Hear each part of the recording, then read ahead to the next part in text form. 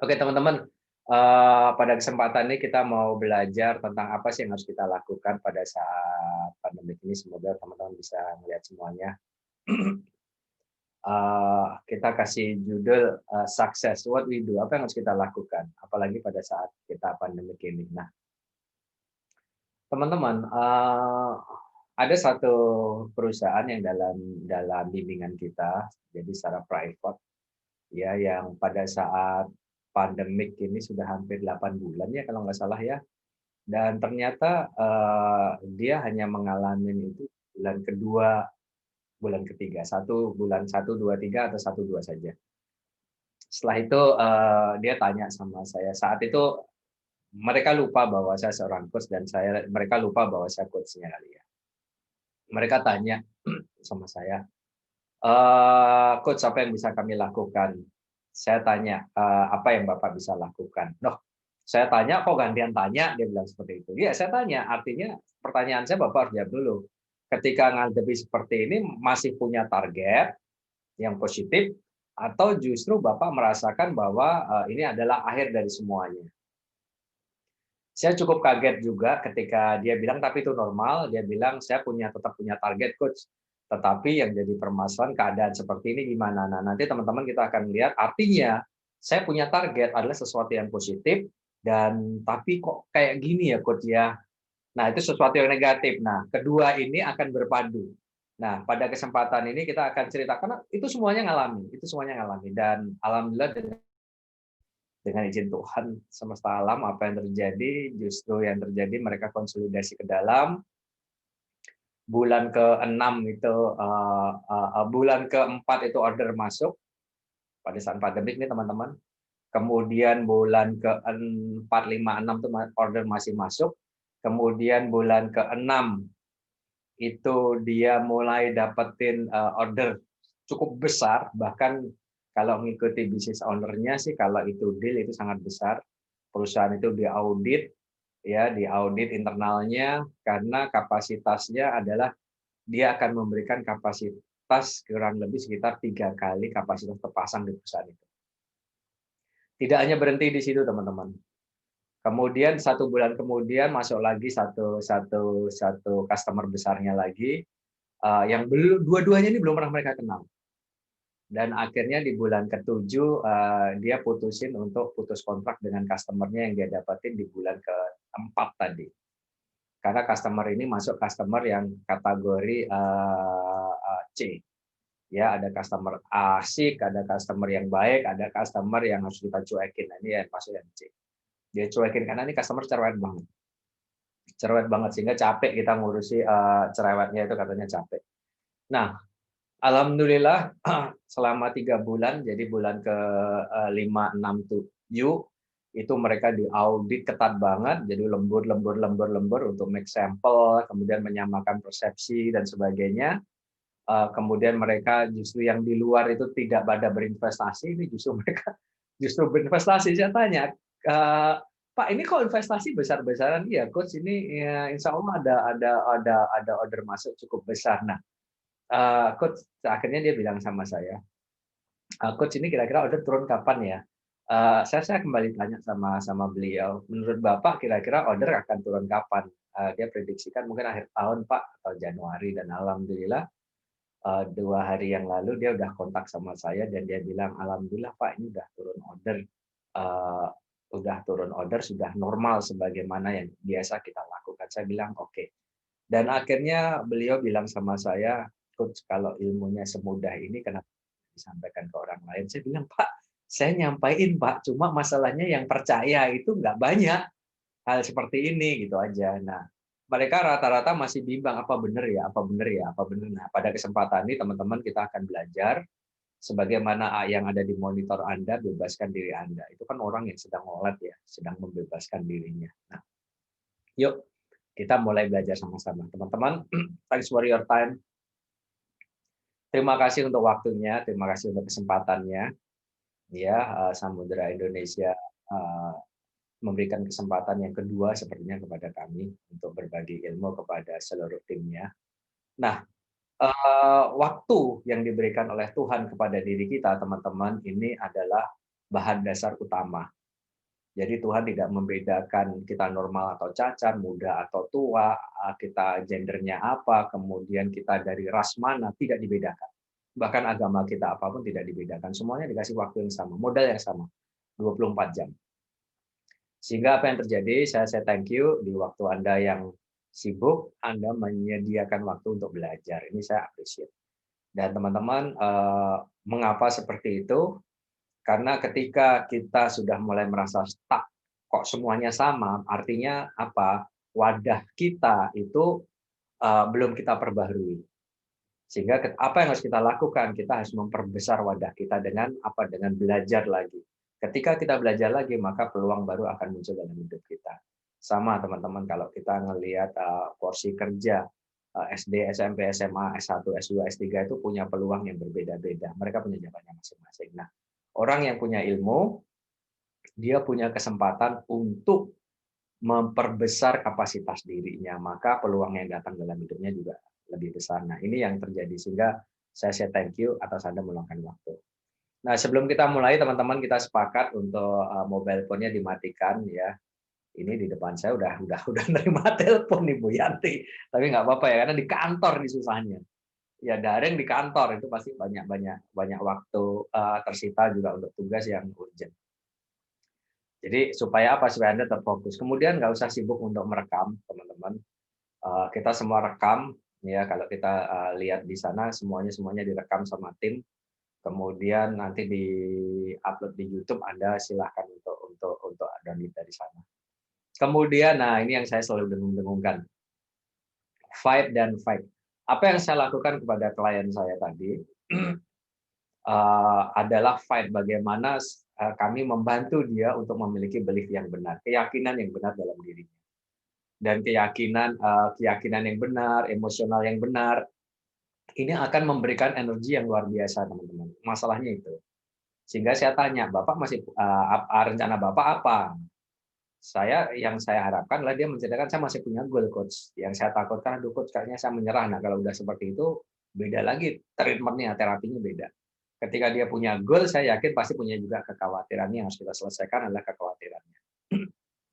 Nah, teman-teman, ketika kita bisa kendalikan emosional kita, maka itu bisa menjadi sebuah kekuatan baru. Nanti kita share. Ya. Kemudian fun nih, di sini kita mau bersenang-senang ya, kurang lebih sekitar 2 jam kita mau bersenang-senang. Kemudian pakai otak kiri, pakai otak kanan, teman-teman. Apapun tugas Anda pada hari ini adalah keputusan Anda sendiri dan jalan hidup yang harus kita jalanin, bahwa oke, saya sedang mengabdikan diri saya kepada Samudra Indonesia, apa yang saya bisa berikan. Kalau Anda berpikir selalu pakai otak kiri, Anda akan melihat kurang, tugas banyak, kerjaan banyak, gaji sekian, target nggak bisa kekejar, sebagainya. Tapi kalau Anda otak kanan yang berjalan, itu Anda jauh lebih fun. Ya, itu ada fungsi imajinasi dan sebagainya. Nah, be responsible for your action, artinya apa? Ini juga sesuatu yang saya tempatkan sejajar dengan keyakinan dan kekuatan. Sebetulnya kalau kita mau lihat, apakah Anda sudah puas dengan karir Anda? Apakah Anda sudah puas dengan pencapaian Anda? Itu jawabannya hanya di sini, be responsible for your action. Artinya apa? Semua tergantung dari diri Anda, teman-teman. Nanti kita belajar bagaimana, jangan lagi menyalahkan faktor di luar diri Anda. Diri Anda yang bertanggung jawab. Tugas saya adalah sebagai pelatih sepak bola. Seorang pemain sepak bola tidak akan pernah bisa mengatur strateginya. Anda tanya deh, di mana ketika dia sedang bermain loh ya, di dalam lapangan loh ya, dia nggak akan pernah bisa. Sama juga dengan diri kita. Anda teman-teman di Samudra Indonesia itu adalah bagian dari masalah, part of the problem. Anda adalah pemain sepak bolanya. Anda berada di lapangan dan Anda mengatur strategi itu tidak mudah. Nah, biasanya yang bisa ngatur strategi di lapangan sepak bola adalah pelatihnya. Karena apa? Karena dia lihat dari helikopter view, dia lihat dari atas, dia lihat dari luar. Dan dia bukan dari bagian dari masalah itu sendiri, sehingga dia jauh lebih bagus. Nah, apa yang dilakukan oleh klien saya tadi juga dilakukan oleh diri perusahaan saya pribadi dan oleh klien-klien kita yang lain, dan alhamdulillah ternyata mereka bisa merasakan satu kata aja yang saya keluar dari mulut mereka adalah, kalau semudah ini, kenapa ilmu ini nggak disampaikan ke orang lain? Dan kenapa ini harus disembunyikan? Saya bilang, Pak, demi Allah saya nggak sembunyikan ilmu. Kalau ada orang yang mau belajar, kita ajarin kok. Saya bilang seperti itu. Dan ini kita ambil kesempatan untuk belajar. Ya. Nah, sehingga saya hanya melihat yang hebat bukan saya, yang hebatlah beliau. Karena klien-klien itu masih punya goal, meskipun mereka punya kekhawatiran karena pengaruh dari lingkungannya. Nah, kekhawatiran inilah yang harus kita selesaikan sama-sama. ya. Nah, ini diri saya teman-teman, jadi yang belum kenal dengan saya, jadi ada beberapa yang sudah kenal ya, karena dulu mengaudit saya sebelum materi ke Samudra Indonesia. Nah, ini saya, jadi nama saya adalah Edwin Indarto, ya saya seorang business coach. Jadi bagaimana membantu membantu klien untuk membangun bisnis, menjalankan bisnis, mewariskan bisnis dan sebagainya. Kemudian ada Six Sigma itu yang paling bawah. Itu dulu awal-awalnya 2009, 10, 11 itu yang saya pelajari, itu bagaimana membentuk bisnis itu menjadi ramping. Jadi supaya apa? Supaya kita bisa berkompetisi. Tetapi kenyataannya selama 2-3 tahun sampai 2014-an kalau nggak salah, klien itu tumbuh dan sudah puas, tapi saya sebagai coach-nya, sebagai pelatih yang merasa nggak secepat yang saya inginkan. Sehingga saya tanya sama senior-senior saya apa yang harus saya lakukan, ternyata mereka bilang, coba sentuh mereka tidak hanya aspek teknikalnya aja Pak Edwin, coba sentuh mereka tentang aspek mentalitas mereka. Karena apapun yang terjadi teman-teman, kalau kita lihat sama seperti di Samudra Indonesia, pasti ada 3 hal yang membuat perusahaan ini jalan atau enggak. Satu adalah people-nya, orang-orangnya. Ya, yang kedua adalah operasionalnya. Bagaimana itu dioperasionalkan. Kemudian yang ketiga adalah value, culture, budaya orangnya. Sehebat apapun SOP Anda, operasional Anda, tetapi kalau culture orangnya bermasalah juga kacau. Ya, nah 3 hal ini yang tidak akan pernah bisa kita lupakan. Sehingga akhirnya saya paksakan diri saya selama sejak 2014 2015 untuk belajar tentang life coach certified itu ngelihat bagaimana di dalaman seseorang. Ternyata dari situ saya punya dapat kesimpulan satu bahwa manusia ini secara mayoriti 24 jamnya itu punya kehidupan. Sedangkan 8 jam dari hidupnya kurang lebih itu dia bekerja, entah dia sebagai wirausaha atau dia sebagai karyawan. Di situ sehingga kita menyimpulkan kalau di accounting adalah apa namanya neraca itu adalah snapshot atau potongan pendek dari perjalanan perusahaan. Nah, ternyata cara kita menjalankan bisnis, cara Anda bekerja, meniti karir itu adalah bagian dari kehidupan Anda. Kemudian yang berikutnya Well Almaneke Certified ini biasanya kami itu adalah melihat kekerabatan seseorang dengan uang. Jadi Bapak Ibu, semua manusia itu memiliki cetak biru tentang uang. Nah, biasanya kami lakukan ini untuk bantu klien saya untuk cari menantu sekarang. Ini menantu saya kira-kira ini musuhan sama orang uang nggak ya? Kalau musuhan sama uang, Pak, itu nanti cari duitnya sulit. Seperti, coach ini harga mati nggak? Saya bilang, enggak, teman-teman jangan khawatir. Kaitannya sama karakter masalahnya. Nah, sama, kalau klien-klien yang di bisnis ini biasanya mereka gunakan assessment test ini adalah untuk merekrut karyawan. Mereka lebih suka cari karyawan ketika mereka sudah memiliki kesadaran, mereka lebih suka mencari karyawan-karyawan yang memiliki kekerabatan yang baik dengan uang. Sehingga apa yang terjadi? Dikasih target itu gampang mereka capai. Tapi kalau kekerabatannya jauh, ini Masya Allah butuh effort yang lebih bagi perusahaan. Di terapi ini, dikasih pelatihan ini, kadang juga belum gerak. Dibentak-bentak juga belum gerak. Itu yang terjadi. Ya, kemudian Neuro Linguistic Program, NLP ini kita juga masuk, ini ilmu modeling. Ya, kemudian hipnoterapi, ya kalau secara sadar di terapi nggak bisa, ya kita masuk ke pikiran bawah sadarnya. Kemudian ada timeline terapi, nanti kita lihat sama-sama. Jadi bagaimana bahwa hidup kita hari ini dipengaruhi oleh hidup kita di masa lalu. Dan itu pasti, kalau Anda ingin hidup Anda berubah di masa depan, maka Anda ubah kehidupan Anda sekarang. Tuh, yaitu pakainya timeline terapi. Apakah kalian tidak berjalan di muka bumi dan melihat kebinasaan umat-umat terdahulu? Nah, itu artinya. Kita disuruh lihat, belajar dari kejadian masa lalu. Nah, kadang klien atau karyawan atau pengusaha itu kadang nggak mau cerita masalahnya. Contoh salah satu perbankan sentral di Indonesia ya, saya akan nggak sebut tapi udah ketahuan ya ketika saya bilang bank sentral di Indonesia. Sama, dia nggak akan pernah cerita apa masalahnya ya. Akhirnya kita menggunakan nonverbal terapi, kita selesaikan senyum-senyum aja, dan akhirnya besoknya bekerjanya sudah beda banget. Ya, nah Bapak Ibu, saya masih alhamdulillah saya adalah seorang dosen di Gadjah Mada University Yogyakarta dan saya sudah 20-an tahun lebih bisnis ekspor furniture di 2 kota. Ya. Itu yang saya geluti. Dan alhamdulillah justru yang terjadi pada saat ini kami sedang mempersiapkan untuk order yang besar yang insya Allah masuk di akhir Desember atau di awal Januari. Ya. Nah, itu saya Bapak Ibu. Tak kenal maka tak sayang. Nah, ini klien-klien kami Bapak Ibu. Ya, jadi ada Bank Indonesia, kemudian ada Bank Mandiri. Bapaknya apa orang ekonomi? Nanti coba lihat, ada syariah, kemudian ada mikronya, tapi ada Bulog loh. Bulog kan bukan perbankan. Ya, Bulog Indonesia itu kami melatih jajaran manajer ke atasnya untuk dilatih seperti saya. Coach, saya ingin pengambil keputusan di masing-masing provinsi di Indonesia punya cara berpikir seperti coach saya. Saya bilang oke deh, itu butuh waktu hampir 1 minggu kalau nggak salah, 5 hari ya, 5 malam. Kemudian ini Angkasa Pura II, ini Samudra Indonesia sudah saya masukkan ini, ya.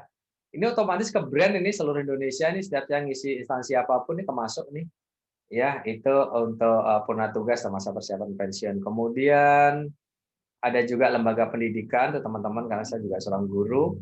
Kemudian yang terakhir itu adalah teman-teman dari UMKM dan UKM. Saya nggak tahu ya apakah Samudra Indonesia punya CSR juga untuk membina masyarakat. Itu karena itu salah satu apa yang dianjurkan oleh pemerintah untuk perusahaan-perusahaan besar nasional untuk memiliki tanggung jawab Kita sosial. punya yayasan malah Pak Edwin, di Samudra Indonesia ada yayasan, satu PT sendiri. Oke, good. Ya, thank you. Ya, kaget saya. Saya pikir ini suara dari mana? Karena saya ada di studio sendirian. Ya, nggak ada raisen ya masalahnya. Oke, nggak apa-apa, nggak apa-apa. Oke, selamat ya, karena memang harusnya seperti itu. Nah, itu kadang kita melakukan. Jadi itu yang saya suka dalam hidup saya. Nah, efeknya Pak, teman-teman, Bapak Ibu semuanya, ini adalah yang di bawah itu. Jadi saya juga punya klien rumah sakit. Ya, dokter-dokter yang semula maaf merasa dirinya seperti ini, akhirnya mereka mau melayani dari hatinya, ya. Alhamdulillah, tidak semua dokter yang seperti itu ya, sehingga dia mau dari hati. Banyak dokter yang dari hatinya itu banyak. Nah, dari Roti Afla, Batik Mahadewi ini benar-benar teman-teman UKM, UMKM teman-teman. Ya, yang kemarin Samudra Indonesia juga melakukan tuh, harapan saya mereka bisa mencontoh dari mereka. Ini Roti Afla ini sopir taksi yang mereka jadi pengusaha. Batik Mahadewi ini PNS yang mereka jadi pengusaha. Natur Indo Herbal ini sopir kalau nggak salah ya, sopir yang jadi pengusaha. Kemudian nah kalau yang kosmetika ini karena nggak mau disebut namanya, salah satu dari mereka ini dari piutang yang cukup besar itu menjadi omset kurang lebih sekitar 7M satu bulannya. Kemudian juga ada Orbit, ini 3 karyawan yang memutuskan untuk keluar dari perusahaannya untuk membangun sebuah usaha. Ya, artinya banyak peluang teman-teman. Ya, oke, yuk kita luruskan niat dulu. Nah, aku persembahkan karya ini untuk Allah Subhanahu Wa Taala, Tuhan yang Maha Esa, Tuhan yang Maha Pencipta, Tuhan yang Maha Pemelihara, dan pastinya untuk bangsa dan negara Indonesia. Apapun yang Anda lakukan hari ini, pasti Anda lakukan untuk Tuhan Anda dan pasti Anda lakukan untuk bangsa dan negara ini. Jadi totalitas ya. Kita awali teman-teman ya dengan ucapan basmalah. Semoga Tuhan memberikan keberkahan buat kita semuanya. Nah, yuk kita lanjut materinya. Pokoknya rocos aja nih gue.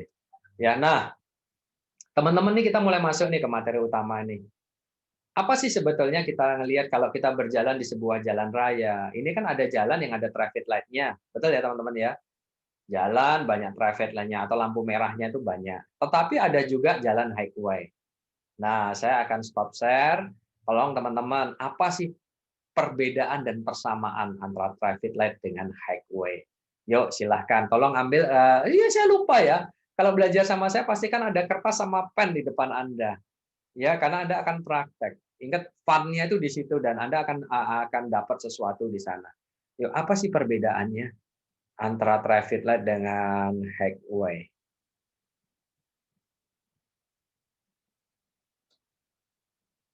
Oke, saya stop share sehingga saya tahu Anda semuanya. Oke, siapa yang mau raise hand, silahkan.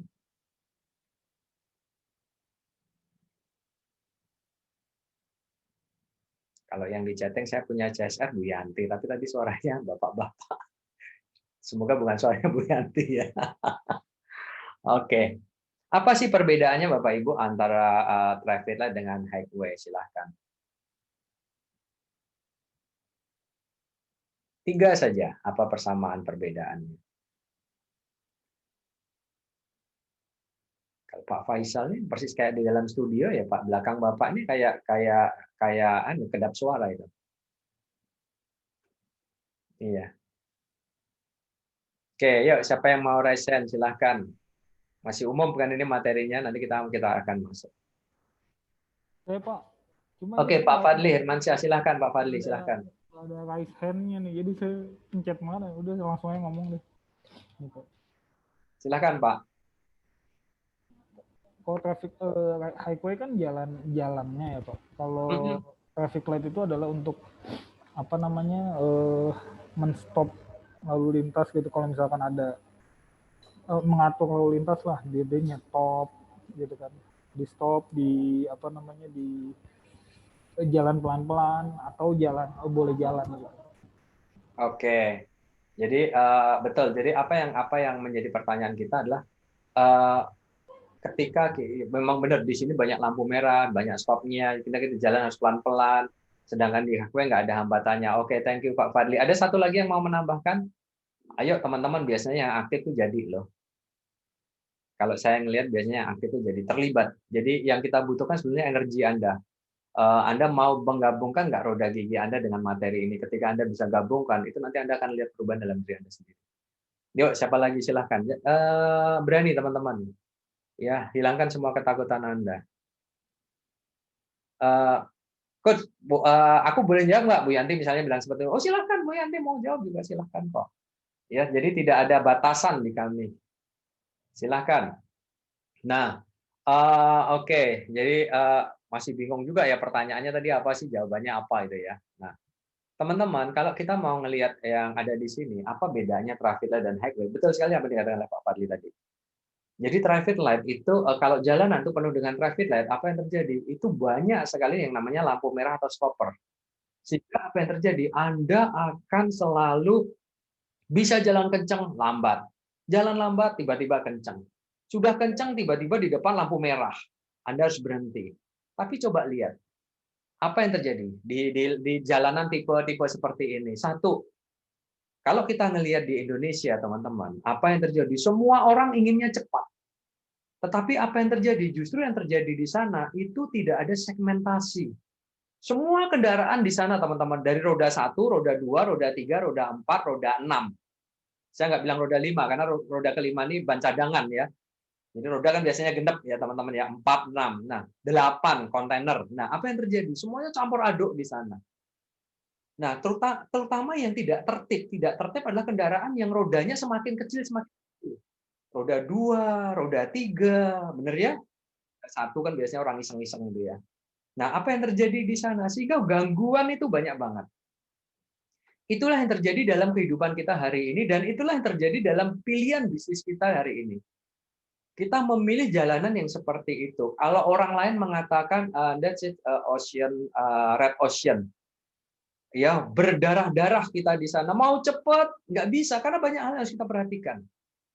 Nggak bisa. Begitu udah cepat, merah depan sampai lampu merah. Tetapi, teman-teman, apa yang terjadi? Ada nilai positifnya juga. Apa itu? Apa yang terjadi ketika Anda sudah kencang, tiba-tiba di depan sampai lampu merah, Anda merah. Anda berhenti, jebret. Meskipun waktu merah itu mungkin hanya 20 detik, 30 detik, 45 sampai 2 menit, apa yang terjadi? Jujur ya, kalau kita lihat di Indonesia, Anda saat itu bisa jawab WA loh. Kalau Anda mau jujur. Betul kan? Anda bisa jawab atau call sebentar, atau minimal Anda bisa meregangkan badan Anda. Itu yang terjadi. Artinya apa? Pada saat waktu yang sangat terbatas ini, Anda bisa melakukan kontemplasi atau introspeksi ke dalam. Itu yang terjadi ketika kita masuk di jalanan umum yang penuh dengan traffic light. Nah, inilah yang terjadi dengan keadaan pandemi hari ini. Kita diminta untuk melakukan kontemplasi. Bagaimana target kita, bagaimana pencapaian kita, apa saja yang sudah kita lakukan, apa saja yang belum kita lakukan. Ketika kita mengalami target cuma pencapaian misalnya 60%, kompetitor kita yang sejenis kok bisa 80%, maka muncul dua pertanyaan. Apa saja yang sudah mereka lakukan yang kita belum lakukan? Sehingga apa yang terjadi sebagai sebuah mungkin apa namanya benchmarking sedikit ya. Nah, itu yang terjadi. Tetapi apa yang terjadi teman-teman? Orang nggak mau traffic light. Pemerintah membangun jalan tol lintas Jawa dari Jawa Barat ya kalau nggak salah mulai dari Banten itu sudah sampai Probolinggo. Probolinggo kalau nggak salah di Jawa Timur. Semuanya sudah lewat jalan tol, meskipun tidak lewat jalur utara, nanti motong dari Semarang, tiba-tiba lewat jalur tengah. Nah, Apa yang terjadi di jalan tol, teman-teman? Itulah impian hidup kita, itulah impian bisnis kita. Apa yang kita inginkan di jalan tol? Yang semula jarak antara satu kota, sebut aja 100 km, kalau lewat jalan traffic light, itu kita bisa tempuh jalan normal ya, traffic light, jalan normal, tapi jalan normal, itu kita bisa tempuh dalam waktu mungkin sekitar 2 sampai 2,5 jam, 100 km. Tetapi dengan tol, kita bisa tempuh itu hanya dalam waktu 1 jam, 1,4 jam. Artinya apa? Kita bisa capai target kita jauh lebih cepat. Artinya apa? Kita bisa sampai tujuan kita jauh lebih cepat. Nah, sekarang yang jadi permasalahan adalah apa yang terjadi di jalan tol?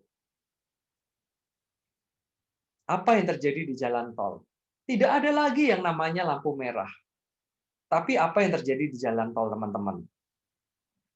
Silahkan teman-teman tulis apa yang harus Anda perhatikan ketika Anda memutuskan untuk masuk ke jalan tol.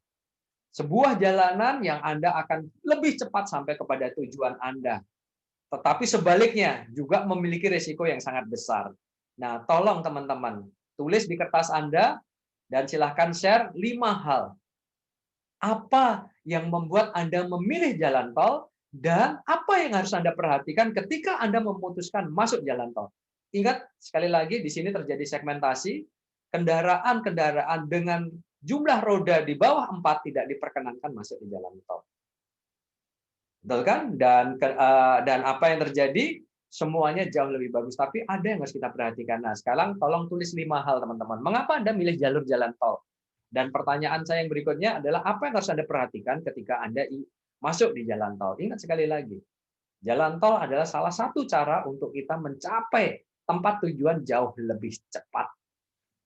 Yuk, silakan siapa yang mau resen, silahkan untuk jawab. Wah, ini banyak nih yang belajar nih ya, 30. Padahal yang daftar kalau nggak salah cuma 11 kalau nggak salah ya, Bu Yanti ya. Oke, wah semangat belajarnya nih luar biasa. Sukses buat Samudra Indonesia yang mau selalu belajar. Oke, yuk aktif yuk. Siapa yang mau sharing?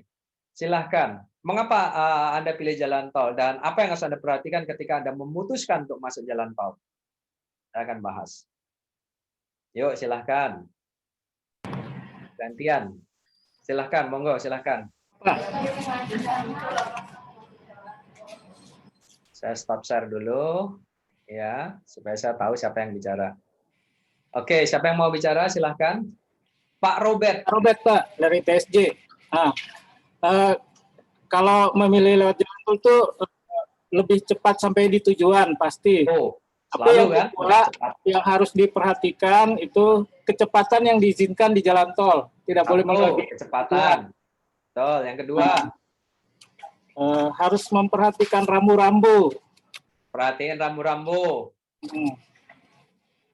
Tiga,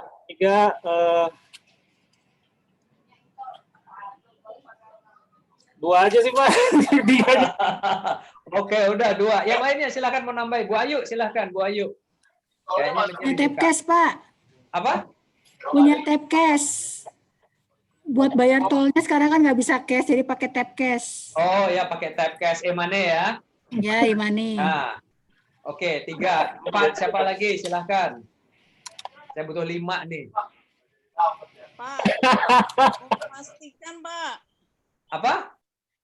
Memastikan ketersediaan kecukupan bensin karena kan kalau di tol itu jaraknya jauh ya.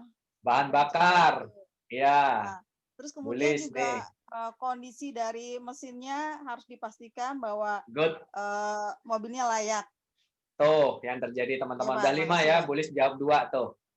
Ya, jadi pastikan bahan bakar, kemudian pastikan kondisi mesin. Nah, teman-teman, sebagaimana dalam kehidupan kita pribadi, sebagaimana dalam kita meniti karir, kita selalu ingin mencapai tujuan jauh lebih cepat, kita selalu ingin mencapai target jauh lebih cepat, betul nggak? Iya, karena apa? Karena itulah kondite kita, itulah KPI kita yang dihitung oleh atasan kita untuk kita naik pangkat, naik gaji yang berikutnya. Tetapi apa yang terjadi? Coba lihat sama-sama. 1. Yang nomor 1 ini teman-teman belum jawab loh. Tapi yang nomor 2, contoh tadi, pastikan bekalnya cukup, e-money-nya cukup. Yang kedua, bekalnya cukup, artinya apa? Ilmunya mumpuni, bensinnya harus cukup. Yang ketiga, cek kondisi kendaraannya, tekanan bannya bagaimana, dan sebagainya. Artinya Anda harus mempersiapkan diri Anda. Anda kan nggak protes, toh, mas itu bannya kurang loh, anginnya, itu bensinnya udah diisi, Anda nggak peduli. Yang Anda pedulikan adalah kendaraan Anda. Seperti itu. Kemudian, Anda harus patuhi, kata Pak Robert, patuhi rambu-rambunya. Ya, patuhi rambu-rambunya. Bagaimana batasan kecepatan? Ya, bagaimana Anda mau kemana? Ada nomor satu yang belum Anda tentukan, teman-teman. Apa itu? Ini yang kita lupa. Dan inilah yang dilakukan oleh banyak sekali perusahaan, sehingga mereka nggak bisa sampai. Serius. Ayo, apa yang nomor satu? Silahkan. Pak Robert mau jawab. Berdoa Pak, biar selamat sampai tujuan. Berdoa. Iya, good. Kualitas driver ada yang jawab, Pak Puja. Ya, good. Nomor satu, teman-teman. Hanya Even satu dalam jenis kehidupan kendaraan. Anda harus lakukan ini. Karena kalau enggak, gagal semuanya. Apa itu? Di jalan tol lagian. Jangan lengah Pak, jangan ngantuk. Jangan ngantuk. Oke, good. Sama. Sebagai kita niti karir, sebagai pengusaha, sebagai karyawan, kita tetap harus waspada. Perubahan dari atasan itu semau-mau atasan. Betul kan? That's good. Pak Fadli jawab. Cuma dia nggak ngomong nih ya, lewat chatting nih ya. Tujuan, teman-teman. Tujuan. Tujuan. Mengapa tujuan, teman-teman? Nomor satu yang harus Anda tentukan adalah tujuan. Ketika Anda sudah tentukan tujuannya, baru yang lainnya ngikutin. Jangan main-main dengan tujuan. Serius, kan saya seorang Muslim, dikatakan dalam kitab suci saya, bahwa Tuhan menciptakan alam semesta ini dengan tujuan yang hak, dengan tujuan yang benar. Bukan main-main. Tujuan kita yang lupa. Teman-teman, nanti kita akan masuk kenapa tujuan. Kalau sudah masuk tol, muternya jauh kalau kesasar. That's it. Kalau Anda tidak menetapkan tujuan, Anda nggak tahu Anda mau turun di tol sebelah mana, jalan keluar sebelah mana. Ketika Anda turun salah, Anda itu akan wasting time. Betul kan? Wasting money. Iya, dan Anda buang-buang energi Anda. Itu yang terjadi. Tapi ketika Anda tetapkan tujuan, Anda tahu bahan bakar yang harus saya sediakan apa. Ingat, salah satu kelemahan dari teman-teman UKM adalah mereka overstock. Ketika Anda tahu tujuan Anda tahu bahan bakar seberapa yang harus Anda siapkan. Bekal makanan seberapa yang harus Anda siapkan. Betul kan, teman-teman? That's it. Yuk, sekarang mari kita coba dalam diri Anda. Selain Anda berkarir di Samudra Indonesia, Anda kan sebetulnya ingin sukses dalam kehidupan secara pribadi. Setuju nggak? Acungi jempol nih kalau setuju nih. Nggak ada yang acungi jempol, aku nggak ajarin. Setuju ya? Acungi jempol ya? Oke, good. Nah, mari kita lihat sama-sama. Sebetulnya Tuhan ngajari kita, teman-teman. Tapi teman-teman nggak peduli. Saya tanya, ini teman-teman, sama dalam kehidupan kita. Ketika Anda ditugaskan oleh Samudra Indonesia ke sebuah kota yang Anda belum pernah ke sana, sama sekali. Baru pertama kali Anda datang ke sana. Pertanyaan saya adalah, Anda takut nggak kesasar? Jawaban Anda takut nggak kesasar? Di sebuah kota misalnya, saya nggak akan sebut supaya nggak ada rasis ya, ke sebuah kota, Anda takut nggak kesasar? Yang itu pertama kali Anda ditempatkan di sana, Anda takut nggak kesasar? Lepas dari masalah nyaman atau enggak ya, Anda takut nggak kesasar misalnya? Atau Anda berliburan ke sebuah negara, itu pertama kali Anda kunjungi, Anda takut nggak untuk kesasar di kota itu? Jawabannya? Enggak, Pak. Enggak. Jawabannya, pertanyaan saya adalah berikutnya. Juga, Pak. Tuh, Bu Ayu udah bilang tuh, takut tuh, ya. Iya, ini saya bilang inilah mentalitasnya. Saya bilang ada yang nggak takut. Pertanyaan saya adalah kesasar loh ya teman-teman ya, bukan kriminalitas loh ya, kesasar. Kenapa Anda tidak takut untuk kesasar? Kenapa Anda berani? Google Maps, Pak. That's it. Tuh jawabannya Google Maps. Nah, sekarang mari kita lihat sama-sama apa yang dilakukan oleh mesin Google itu. Silahkan tolong tulis bagaimana, tolong tulis di kertas Anda supaya Anda terprogram di pikiran bawah sadar Anda. Bagaimana cara Anda mengoperasikan Google Maps sehingga Anda bisa sampai kepada yang Anda tuju. Silahkan, apa yang Anda lakukan? Bu Stefani menjawab, enggak, selama saya sudah tahu destinasinya, mau kemana saja, sudah memeriksa rute melalui Google Maps. Nah, yang jadi permasalahan adalah apa yang harus kita lakukan? Oke, saya ngikuti yang ada di ini ya. Satu, teman-teman, tetapkan tujuan. Nih, saya baca di situ. Good, Bu Stefani menambahkan, ini luar biasa. Teman-teman, tidak hanya menetapkan tujuan, Anda harus tahu titik asal Anda. Serius, karena apa? Kadang GPS itu salah. Dia menetapkan Anda berasal dari wilayah yang berbeda. Ketika itu berbeda, jalurnya nanti berbeda, Anda akan kacau. Nggak karu-karuan itu. Nah, good. Bu Stefani menjawab, Anda tahu titik tujuan dan tahu titik asal. Itu yang harus kita ketikkan pertama kali. Betul kan, teman-teman? Artinya apa? Anda harus paham betul Samudra Indonesia ini mau dibawa kemana. Dan Anda harus tahu betul keadaan kita sekarang ini seperti apa. Sehingga Anda harus paham. Nah, sekarang saya tanya nih ke teman-teman. Ketika Anda sudah tahu titik asal Anda tetapkan tujuan Anda, terus apa yang berikutnya dilakukan oleh Google, teman-teman? Ini kita bukan promo Google ya, banyak aplikasi ya. Tapi kita cari yang paling gampang aja Google. Setelah Anda tahu titik asal, benar titik asal Anda, benar titik tujuan Anda, apa yang dilakukan oleh Google Map, teman-teman? Mencari rute terdekat. Dia akan mencari rute terdekat. Good. Berikutnya, setelah dia cari rute terdekat, kebetulan di depan ada perempatan jalan. Kemudian dia bilang, Anda harus belok kanan. Ternyata Anda nekat, Anda lurus. Apa yang dilakukan oleh Google Map? Reroute, Pak. Reroute. Dan ketika Anda tidak mengikuti, Anda tetap nekat lurus. Apa yang dia lakukan? Find another route. Cari rute lain, Pak. Find another route. Dan berubah nggak tujuan Anda? Sama, Pak. Masih sama tujuannya. Sama. Itu yang terjadi, teman-teman. Sehingga seolah-olah Tuhan dan alam semesta ingin memberitahukan kepada kita.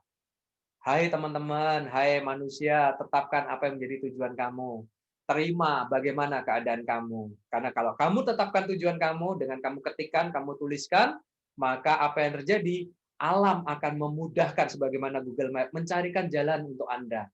Ketika Anda salah jalan, maka dia akan reroute, mencarikan jalan alternatif yang itu tetap kepada tujuan Anda. Itu kuncinya, teman-teman. Itu kuncinya. Maka lakukan dalam hidup Anda, lakukan di dalam bisnis Anda. Nah, sekarang nih saya mau goda nih Samudra Indonesia. Ya, tolong tulis di chatting semuanya. Tolong kita harus jujur ya, kita harus jujur ya. Kita harus jujur. Harapan saya jujur. Tolong tulis. Samudra Indonesia pasti punya tujuan.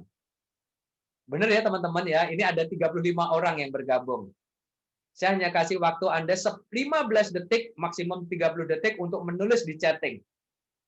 Tujuan Samudra Indonesia yang tertulis dalam sebuah visi perusahaan. Apa itu visinya? Silahkan tulis di sana. Ayo, silahkan. Oke, mantap. Jangan nyontek ya, harus jujur ya dari hati Anda. Ayo, jujur. Wow, good. Sudah mulai beda. Pak Robert udah beda. Oke. Pak Fadli udah beda. Pak Agi udah beda. That's it. Ayo. Tuh, kita bisa lihat sama-sama. Baru sekitar 15 orang yang masuk. Ayo, yang lainnya mana? Wah, tuh udah beda lagi tuh. Bu Tuti tuh. Jauh lebih panjang. Ya, nah. Artinya apa, teman-teman? Ayo teman-teman, udah cukup saja jadi 30 detik karena saya ada timer ya. Teman-teman udah cukup. Nah, artinya apa? Anda di Samudra Indonesia merasakan 35 orang ini sebetulnya memiliki pemahaman tentang tujuan yang sama atau beda, teman-teman. Oh, ini balas Pak Dedi, tabah takon dan iman. Ini apa meneh itu ya? Ya, nah, artinya apa, teman-teman? Satu hal yang harus kita perhatikan sama-sama. Anda membeli tiket, Anda naik ke sebuah pesawat terbang. Pesawat terbang tersebut brandnya adalah Samudra Indonesia. Anda sebagai penumpang semuanya, tiba-tiba sebelah Anda tertidur. Dan dia terbangun pada saat masih di atas pesawat, di angkasa. Dia tanya, Mas, maaf, saya terlena. Ini pesawat tujuan mau kemana ya? Aduh, saya juga nggak tahu tuh, Mas. Kalau nggak salah ke Medan. Ke Medan. Saya tuh mau ke Padang tuh. Kok ini ke Medan ya? Kira-kira apa yang terjadi, teman-teman? Sudah ada kehebohan dari satu penumpang. Betul kan? Ternyata di sebelahnya Pak Ibrahim juga sama. Dia tertidur, dia terbangun. Mas, maaf, Mas. Mas tidur nggak tadi? Enggak, saya melek. Mas tahu nggak pesawat ini tujuannya kemana? Saya nggak tahu. Tadi pokoknya dipanggil, saya masuk aja ke gate itu. Ya kalau saya sih tujuannya ke Jakarta. Kacau lagi nggak? Tiba-tiba yang sebelahnya bilang, saya mau ke Makassar. Itu kira-kira pesawat nanti kira-kira mendarat darurat nggak? Kalau semua penumpang kira-kira memiliki kepahaman yang berbeda tentang tujuannya. Ditanyakan ke pramugari. Pramugarinya bilang, aduh mas, saya juga nggak paham mas, pesawat ini mau kemana. Waduh, Masya Allah. Itu pramugari loh. Tolong dong, kamu kan pramugari, kamu kan orang penting di perusahaan ini. Makanya benar jawaban Pak Deddy Utama, tabah, tekun, dan iman. Gitu ya. Ini sekarang penumpang pesawat harus punya 3 itu, tabah, tekun, dan iman. Ini pesawat dong, bingung nih. Pramugarinya juga nggak paham. Pramugarinya diminta tanya ke pilot. Dan pilotnya bilang, aduh aku lupa. Perintah kerjanya ada di bandara. Tadi waktu saya sedang di kafe, ketinggalan di sana. Itu kira-kira pesawat, kira-kira mendarat daruratnya. Nah, itulah teman-teman yang terjadi. Dan apa yang terjadi ketika itu di tol? Andai kata di angkasa sana ada jalan tol, dan itulah yang terjadi. Sehingga penting bagi perusahaan, makanya saya bilang ada namanya corporate value alignment, menselaraskan sehingga seluruh decision maker di perusahaan kita paham apa visi perusahaan, apa misi perusahaan, strateginya, dan apa culture perusahaan. Tuh, kita baru sampai di situ. Ya. Nah, kita lanjut nih teman-teman, itu baru dari jalan tol. Ngomong-ngomong, kita sudah hampir 1 jam belajar, kerasa lama nggak? Nggak toh? Oke, good. Nah, kita masuk lagi ya teman-teman ya. Nah, sekarang apa yang mau kita lakukan dengan kondisi pandemik ini? Tinggal ada 2 pilihan teman-teman. Sudah 8 bulan. Apakah kita tetap mau tumbuh atau kita dying? Tergantung dari kesadaran kita. Oke, ternyata pemahaman saya tentang visi perusahaan, meskipun itu sama, tapi beda. Padang dengan Medan sama-sama Sumatera di sebelah sedikit utara. Tapi itu jaraknya cukup jauh loh. Ya, itu yang terjadi. Nah, apa yang bisa kita lakukan? Kita akan lihat Anda mau growing pastinya. Tetapi apa yang harus kita lakukan teman-teman? Mari kita lihat sama-sama. Ini yang tadi yang saya ceritakan. Ya, bahwa di setiap perusahaan, ketika perusahaan itu ingin berjalan dengan bagus, maka 3 hal harus ada. Yang pertama adalah people-nya, orang-orang yang menjalankan semua proses yang ada di perusahaan. Maka yang kedua adalah prosesnya. Proses harus ada standarisasi. Yang ketiga adalah value, nilai-nilainya. Tadi sudah disebutkan, ada tabah, ada iman, dan sebagainya. Saya nggak paham, ini apakah value perusahaan, kayaknya kok enggak ya, kayaknya value pribadi itu ya. Nah, value, jadi itu yang terjadi. Jadi 3 hal ini adalah kunci sebuah perusahaan untuk dia berjalan dan dia bisa mencapai. Dan itulah yang terjadi di perusahaan saya dan di perusahaan klien. Apa yang kami lakukan itu value-nya yang kita ubah karena SOP-nya sudah ada, sudah benar mereka. Itu yang terjadi, value-nya yang kita lakukan. Nah, teman-teman, jangan pernah takut apa yang namanya kegagalan. Ya, ketika Anda ditugaskan, Anda belum bisa mencapai target, tapi yang paling penting adalah belajarlah dari sana. Ya, ketika Anda menghadapi suatu masalah yang Anda sendiri tidak paham, apa sih masalahnya, kenapa berulang kali? Artinya Anda belum belajar pada masalah itu. Maka Anda sebetulnya sedang diremedi. Tidak ada yang namanya kegagalan di luar sana, yang ada umpan balik. Ya, orang-orang yang sukses dalam hidupnya adalah orang-orang yang dia mau belajar dari kegagalan. Apa pelajaran yang Anda dapatin dari kegagalan itu? Sehingga ketika Anda menghadapi suatu permasalahan, pastikan Anda menjawab pertanyaan yang berikut ini. Setiap masalah yang muncul dalam hidup kita selalu punya alasan tertentu. Selalu punya tujuan tertentu. Yang mana? They serve you. Artinya apa? Tuhan itu sedang melayani kita. Tuhan sedang berbicara kepada kita. Allah sedang ngajarin kita. Cuma Anda belum tahu apa pelajarannya.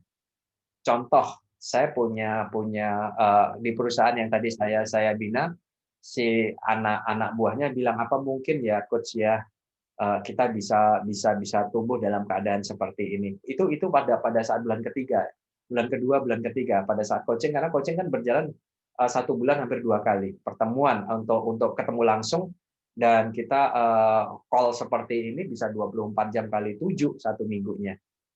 Nah, sehingga saya cuma menanyakan, coach ini order nggak ada sama sekali. Saya cuma pertanyaan yang harus mereka tahu adalah, oke, apa yang sudah kalian lakukan sehingga apa yang sudah saya lakukan sehingga tidak ada order yang masuk ke perusahaan saya. 1. Kemudian yang kedua, saya juga tanya apa yang belum kalian lakukan sehingga order itu belum masuk ke perusahaan Anda. Sehingga 2 pertanyaan ini teman-teman tolong Anda catat, dan itu harus Anda selalu tanyakan ke dalam diri Anda setiap Anda menghadapi masalah. Sehingga apa yang terjadi pada saat itu, mereka butuh waktu kurang lebih 2-3 hari untuk menemukan jawabannya. ternyata apa yang terjadi, pengaruh lingkungan terhadap diri mereka itu tinggi sekali. Sehingga mereka merasa bahwa itu karena faktor ekonomi, itu karena faktor market, itu karena pandemik, sehingga semuanya habis. Sehingga saya bilang, oke, nanti teman-teman akan belajar di sini, dan akhirnya mereka sadar, mereka mengubah itu semuanya, dan akhirnya mereka menemukan bahwa, oh, saya tidak ada order saat ini karena apa? Karena justru saya merasa bahwa di negeri customer saya pun merasakan itu. Sehingga dia hanya bersay hello ke customer-nya, hanya tanya, kamu keadaan baik-baik aja kan? Dia merasa sungkan untuk menanyakan bahwa, apa yang bisa saya lakukan, apa bisnis yang bisa kita lakukan dalam keadaan seperti ini. Nah, ternyata apa yang terjadi, tidak semuanya merasakan hal yang sama, teman-teman. Ya, ada juga bisnis yang jalan. Ini salah satu contohnya bagaimana klien-klien kita dia masih bisa mendapatkan order untuk running di perusahaannya. Oke, coach, ternyata selama ini alasannya adalah kami kejebak pada keadaan pandemiknya. Oke, terus apa yang belum kamu lakukan? Nah, kita belum melakukan konsolidasi ke dalam. Apa produk-produk yang baru yang itu harus dikomunikasikan sama customer di luar yang dulu tertunda, tolong disempurnakan. Nah, ketika mereka melakukan sesuatu yang dulu belum mereka lakukan, apa yang terjadi? Mulailah terjadi perubahan di dalam diri mereka. Ingat ya, Einstein hanya mengatakan satu hal, hanya orang gila yang menginginkan hasil yang berbeda dengan cara yang sama. Kalau Anda inginkan hasil yang berbeda, maka pastikan lakukan dengan cara yang berbeda. Kalau Anda melihat bahwa hasilnya sama, bisa dipastikan bahwa Anda masih melakukan dengan cara yang sama. Titik. Ya, seperti itu. Nah, sehingga apa yang terjadi? Nah, di sini dikatakan, boleh jadi kamu membenci sesuatu, padahal itu baik bagimu. Klien-klien itu mengatakan, coach, pandeminya berat banget, coach. Ini perusahaan nggak jalan, udah hampir 2-3 bulan, itu bulan 1, 2, 3 yang saya ceritakan tadi. Saya bilang, tidak. Coba ambil. Nah, ketika mereka mau mengikuti apa yang saya sampaikan, ternyata mereka mengatakan, coach, sesimpel itu ya, coach ya. Seperti itu. Sehingga justru mereka bisa beristirahat, mereka melakukan kontemplasi, melihat ke dalam, muhasabah, introspeksi di lini perusahaan dan ke personalnya, dan akhirnya mereka dapetin sesuatu. Dan boleh jadi kamu menyukai sesuatu, padahal itu buruk bagimu, artinya tidak baik bagimu. Artinya apa? Sebelum pandemi itu mereka kencang, mereka nggak punya waktu untuk istirahat. Sehingga mereka nggak bisa mengevaluasi apa yang belum dilakukan, rencana-rencana yang belum dilakukan untuk meningkatkan kapasitas mereka. Itu mereka nggak paham. Sehingga waktu pada saat pandemi muncul di bulan ke-3, ke-4, mereka melakukan ini. Mereka semula membenci, akhirnya mereka melihat sesuatu yang positif. Oke, coach, ternyata banyak hal yang harus kita lakukan, merawat mesin, kemudian melakukan maintenance, yang mereka selama ini nggak mereka lakukan, akhirnya mereka lakukan. Bagaimana selama ini mereka tidak pernah memperhatikan kekerabatan antar karyawan, kumpul bareng, mereka nggak bisa lakukan, meskipun beda ring ya. Dan akhirnya mereka lakukan. Sehingga apa dikatakan di sini, Allah mengetahui sedangkan kamu tidak mengetahuinya. Nah, artinya apa teman-teman? Ketika Anda menghadapi suatu target dan Anda tidak paham bagaimana caranya, kalau saya ajarin klien-klien saya hanya mengatakan satu, kalau dalam bahasa Muslim ya Allah, apa yang hendak kau sampaikan melalui kejadian ini? Di mana Engkau maha mengetahui, sedangkan aku tidak mengetahui, maka ajarkan kepadaku, beritahu aku. Ketika Anda tahu apa hikmah pembelajaran, maka Anda akan naik kelas. Itu salah satu kuncinya. Sehingga apa yang terjadi sama sebagaimana teman-teman orang sibuk di jalan tol hanya berpikir tentang tekanan angin, bahan bakar, e-money, ya tadi ada doa, tapi dia lupa, nggak netepin tujuan, nggak akan sampai, saya bilang. Seperti itu. Ada satu hal dasar yang itu basic, yang itu kita lupakan. Nah, disinilah hal-hal dasar yang mau kita sentuh sama-sama, ya. Nah, berikutnya nih teman-teman. Aturan pertama, kalau Anda mau meniti karir yang bagus, Anda mau mencapai target yang bagus, attitude is everything. Nggak bisa ditawar. Nggak bisa ditawar. Kalau Anda ingin karir Anda bagus, ya attitude is everything. Ya. Nah, ada dua tipe manusia. Yang pertama adalah orang-orang victim. Orang yang merasa dirinya jadi korban. Mereka memiliki ciri orang-orang ini. Apa itu? Satu, orang-orang ini cenderung memiliki sifat suka menyalahkan. Sukanya menyalahkan. Ya, jadi kenapa sih atasan saya kok kayaknya nggak suka sama saya? Ini yang jadi. Setelah itu apa yang jadi? Berlaku curang. Nih, hati-hati teman-teman. Nanti kita akan cerita tentang yin yang, ya, keseimbangan alam. Karena apa? Hari ini justru banyak hal yang bisa kita lakukan dengan adanya pandemik ini. Justru banyak hal yang kita bisa efisienkan. Ya, ketika seseorang itu berlaku curang, sebetulnya Anda akan diminta kembali atas kecurangan Anda. Justru nggak jauh. Contoh orang yang korupsi, dia sendiri bingung loh cara nyimpennya, karena itu bukan haknya dia. Kalau itu jadi haknya, nyimpennya enak-enak saja kok. Dan bingung juga menggunakannya. Ya kalau itu haknya dia nyaman aja, tapi kalau itu bukan haknya dia gunakan, tiba-tiba dicatat. Lupa, kok pakai uang cash Pak? Kok ini uang belum beredar, kok Bapak sudah pakai? Orang pajak tanya, karena ketika Anda beli mobil baru, mobil mahal, pasti bayar pajak, tiba-tiba orang pajak lihat. Anda akan ditelusuri, itu bingung kan? Belum Anda bingung ketika ketangkap, Anda harus mengembalikan itu. Lucunya, itu orang berlomba-lomba untuk melakukan hal yang di sana. Untuk apa gitu ya? Nikmati apa yang Anda sudah punya. Kenapa? Karena nanti pencapaian Anda jauh lebih tinggi. Anda tidak akan pernah dapatin sesuatu kecuali sesuatu yang sudah dijatahkan rezeki buat diri Anda. Selesai. Nggak lebih dari itu kok. Ya, nah sehingga apa yang terjadi? Sehingga klien-klien saya yang dulu semula maaf dia kurang mau memperhatikan kesejahteraan karyawannya, dia akhirnya memiliki kesadaran. Dulu dia sedikit mencurangi, ya UMR dia nggak mau, UMP dia nggak mau. Akhirnya dia memiliki kesadaran, dia bilang, Coach, bisa jadi aku dapat seperti ini karena itu rezeki mereka ya Coach ya, bukan rezekiku Coach ya. Iya. Kalau itu rezeki mereka, kenapa Bapak mencurangi mereka? Dia diam, dia mulai matanya merah. Saya cuma bilang itu aja, mengapa Bapak curangi mereka? Dia nggak tanya lagi, maksud Coach apa? Udah, dia udah tahu sendiri. Akhirnya apa yang terjadi, 2-3 bulan kemudian, saya dapat pemberitahuan dari SDM-nya, Pak ini ada penyesuaian gaji Pak buat anak-anak mereka semuanya. Oh ya syukur, kayaknya dulu Bapak ngasih masukan yang cukup nyentil. Nah, ternyata itu yang terjadi. Hari ini banyak yang terjadi seperti ini, teman-teman. Nah, ini orang-orang yang victim ngeyel. Ya defensif, selalu aja ngotot bela dirinya, memaksakan kehendak. Apa sih? Nah, mari kita lihat. Ini mental-mental victim. Kalau Anda punya mental seperti ini, jangan pernah harap pencapaian Anda tinggi. Coach, nyatanya teman saya, dia seperti ini, pencapaiannya tinggi banget, Coach, bahkan luar biasa. Teman-teman, di hidup ini ada yang namanya istijrot. Istijrot itu Anda dibiarkan sampai Anda terkapar jatuh, sampai Anda merasakan sendiri. Anda mau pilih itu kan enggak? Ya, kalau saya lebih banyak, jadilah orang kaya yang itu berkah. Ya, jadilah orang sukses yang itu berkah. Ya. Nah, bagaimana caranya? Jadilah victor. Ya, pemenang. Bagaimana caranya? Bersyukur. Nah, bagaimana caranya, Coach? Atasan saya nyala-nyalain saya kok saya bersyukur, customer saya nyala-nyalain saya kok saya bersyukur. Lakukan 2 pertanyaan itu, teman-teman. Apa saja yang sudah Anda lakukan sehingga dia nyalain saya, sehingga dia nggak suka sama saya. Yang kedua adalah apa yang belum Anda lakukan sehingga orang itu nggak suka sama saya. Ini ada kejadian beberapa waktu yang lalu. Saya share di seminar tadi pagi.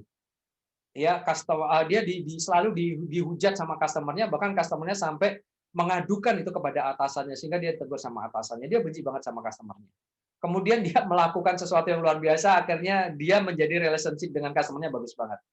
Customer ini selalu benci sama dia, menyalahkan dia, bahkan melaporkan ke atasannya.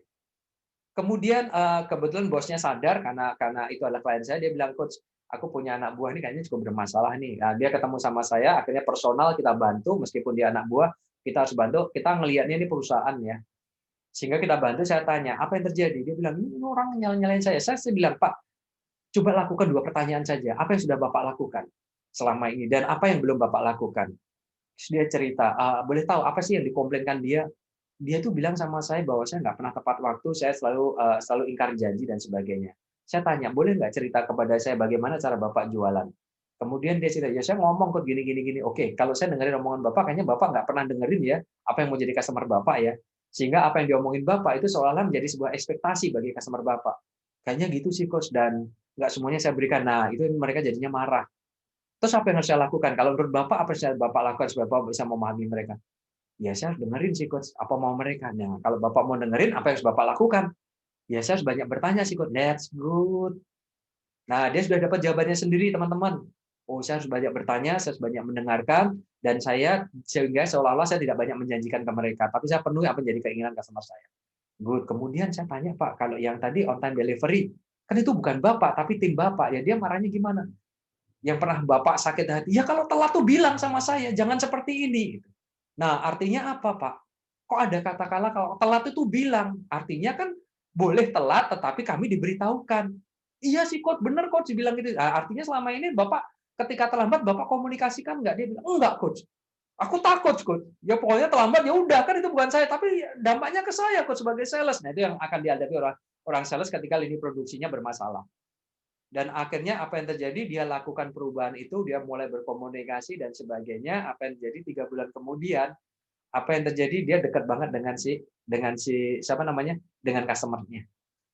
Jadi customer-nya ini memuji-muji, itu kamu apain itu sales kamu itu? Itu orang kok sekarang bisa pahami aku. Dia bisa ngerti banget aku, dia mau dengerin aku dan banyak perubahan. Itu good, dia bilang itu. Dan akhirnya apa yang jadi? Dia mulai dari yang menyalahkan menjadi bersyukur. Jadi kuncinya pada dirinya, teman-teman. Itu, dan orang ini akhirnya dia dekat sama salesnya dan dia dekat sama saya. Coach, thank you banget ya Coach ya. Nanti kalau ada yang lainnya aku boleh tanyakan Coach. Ya saya bilang itu tergantung bos Anda. Ya, jadi Anda punya waktu karena bos ngizinin. Nah, karena dia sadar bahwa kuncinya ada di dirinya, akhirnya dia ambil tanggung jawab itu. Bukan di orang lain, teman-teman. Di diri Anda. Karena dia tahu itu di dirinya, dia antusias.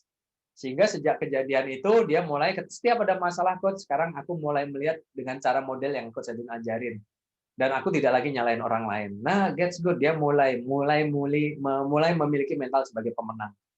Ya, antusias, kemudian bisa diandalkan, dan akhirnya dia totalitas. Karena apa? Dia bilang, Coach, kalau separuh-paruh hasilnya juga nggak nyenengin ya, Coach. Iya benar, harus totalitas. Iya, kan hasilnya Bapak sendiri kan yang ngerasakan. Yes.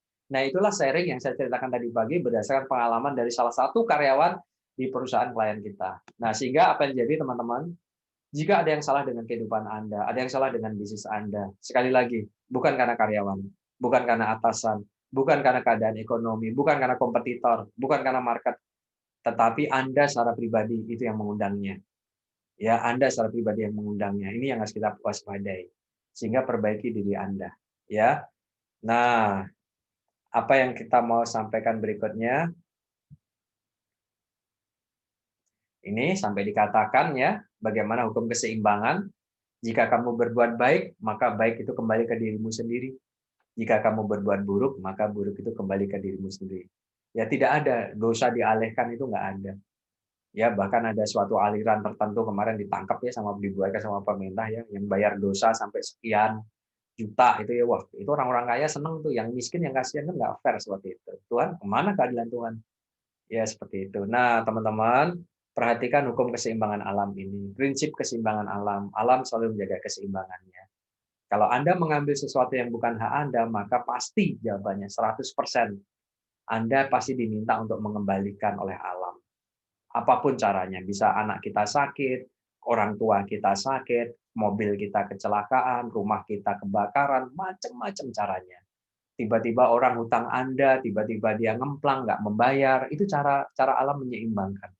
Ya, nah teman-teman, yang berikutnya yang mau saya sampaikan kepada Anda, yang ini tolong di foto aja nih ya. Nah, yang ini tolong di foto aja teman-teman, di screenshot. Semoga tim saya punya screenshot yang jauh lebih bagus. Ini yang harus kita lakukan, level energi emosi Anda Anda mainkan saat pandemik ini.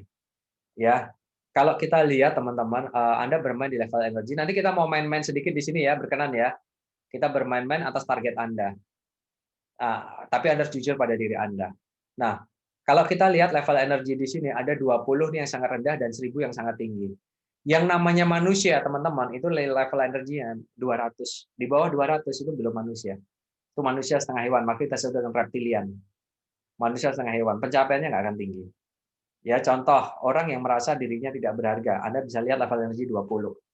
Disuruh melakukan sesuatu menolak. Kok nggak mau sih? Ya, apa saya bisa ya Pak ya? Ini hati-hati dengan kalimat Anda. Merasa dirinya tak berharga. Ini orang-orang yang pencapaiannya sangat rendah. Nah, tugas kita kalau kita paham nanti ilmunya membantu mereka. Karena itu bekal kita setelah hidup kita di sini, hidup kita mati dan menghadap Tuhan kita.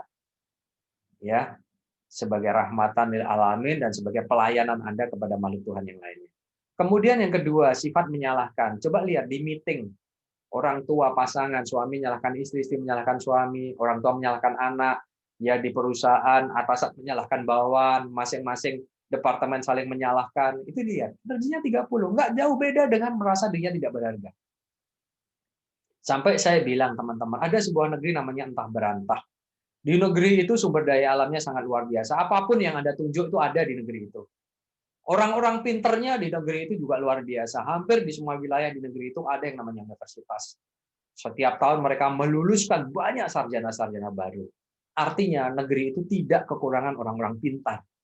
Aspek teknikal di negeri itu sangat luar biasa. Di negeri antah berantah. Pertanyaannya, ada satu sifat di negeri itu yang kurang bijaksana. Apa itu? Masyarakatnya ada di level energi 30, teman-teman. Suka saling menyalahkan satu dengan yang lainnya. Yang keduanya, mereka di level 175. Mereka menghina dan merendahkan satu dengan yang lainnya. Bahkan mereka kadang bersifat agresif, penuh kebencian satu dengan yang lainnya. Sehingga apa yang terjadi? Di negeri antah berantah itu, sebuah negeri yang sumber daya alamnya luar biasa, yang masyarakatnya notabene berkependidikan, tetapi jauh dari kata sejahtera. Kenapa? Karena sifat level energi emosi mereka yang kacau balau. Nah, demikian juga dari ilustrasi tadi, ingat saya tidak sebut negerinya, saya sebut negeri antah berantah. Ya, apa yang terjadi ketika orangnya gampang menyerah, level 50. Ketika kesedihan, masalah di rumah dibawa ke kantor, masalah kantor dibawa ke rumah, jadi lingkaran setan. Ya, 75. Kemudian penuh rasa takut, khawatir. Coba deh kamu berangkat ke kota ini, aduh gimana ya kayak tadi. Oh, saya nggak berani. Oh, saya berani karena ada Google Map. Nah, saya nggak berani. Itu berarti ketakutan 100. Keinginan yang memaksa, harus saya bisa dapatin 125. Hati-hati teman-teman. Jangan Anda diperbudak sama keinginan Anda. Ini biasanya kemelekatan ini uang. Ya, uang biasanya 125. Penuh kebencian 150, menghina, merendahkan 175. Nah, teman-teman, kalau Anda mau itu yang di atas garis. Bagaimana coach caranya coach? Caranya saya kembalikan tadi. Caranya adalah yang ini. Nih. Ubah dari sifat victim menjadi victor. Kita sudah sampaikan caranya. Contohnya yang bersyukur tadi, karena yang tanggung jawab antusias bisa diandalkan totalitas, itu menjelaskan yang bersyukur. Caranya hanya mengajukan 2 pertanyaan. Yang pertama, apa yang sudah Anda lakukan sehingga orang itu kok seperti itu sama saya? Sehingga keadaannya seperti ini. Apa yang belum Anda lakukan sehingga keadaannya kok seperti ini? Temukan jawabannya. Kenapa temukan jawabannya? Jawabannya hanya di sini.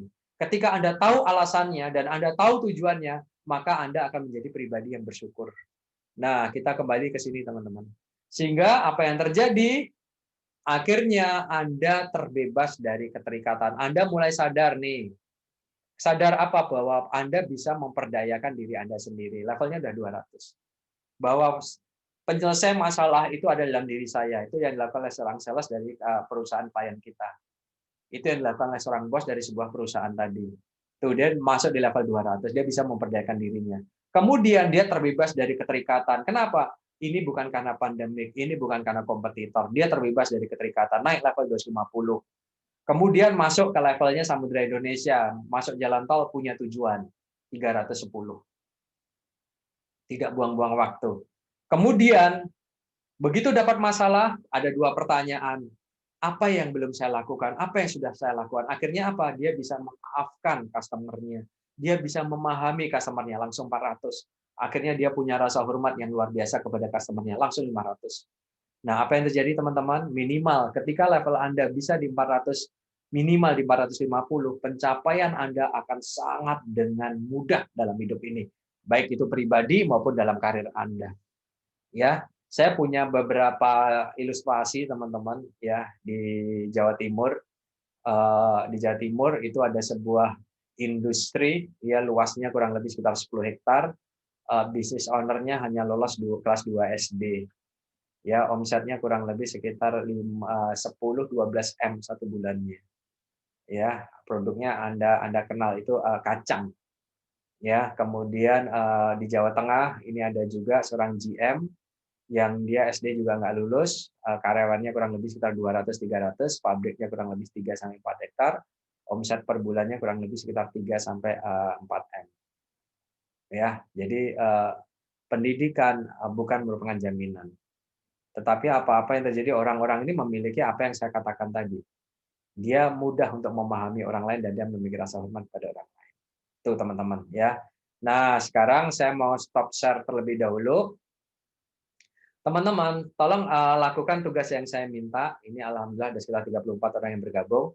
Ketika Anda memikirkan target Anda saat ini, apapun departemen Anda, ketika Anda memikirkan target pencapaian yang ditetapkan oleh perusahaan Anda, pertanyaan saya, perasaan apa yang muncul? Atau nggak usah ya, nggak usah jauh-jauh. Bu Yanti, saya minta izin untuk nyentuh ke pribadi sedikit ya. Karena kalau praktek ini kayaknya jauh lebih gampang kalau pribadi deh. Nanti yang ke perusahaan nanti setelah itu dipraktekin sendiri. Nggak apa-apa ya Bu Yanti ya? Ya, nggak apa-apa, Pak. Tergantung Oke. keikhlasan yang mau cerita, Pak, nanti. Oke, good. Oke, thank you Bu Yanti. Nah, teman-teman, saya minta tolong kepada Anda, di dalam kehidupan pribadi Anda pasti punya target dalam waktu dekat ini. Entah itu kendaraan, entah itu rumah, atau pasangan hidup, dan sebagainya, dan sebagainya, dan sebagainya. Tolong tulis target Anda. Yuk, saya akan bantu. Ikuti saya sehingga Anda bisa mengikuti prosesnya. Yang pertama adalah tentukan target dalam waktu dekat ini apa. Silahkan. Saya kasih waktu Anda, saya punya timer di depan saya. Oke, saya kasih waktu Anda 20 detik saja. Dalam waktu dekat ini, apa target pribadi Anda yang ingin Anda capai, yang ingin Anda raih atau Anda dapatkan? Silakan. Apapun itu, nggak ada yang salah. Saya tidak minta Anda untuk cerita kepada saya.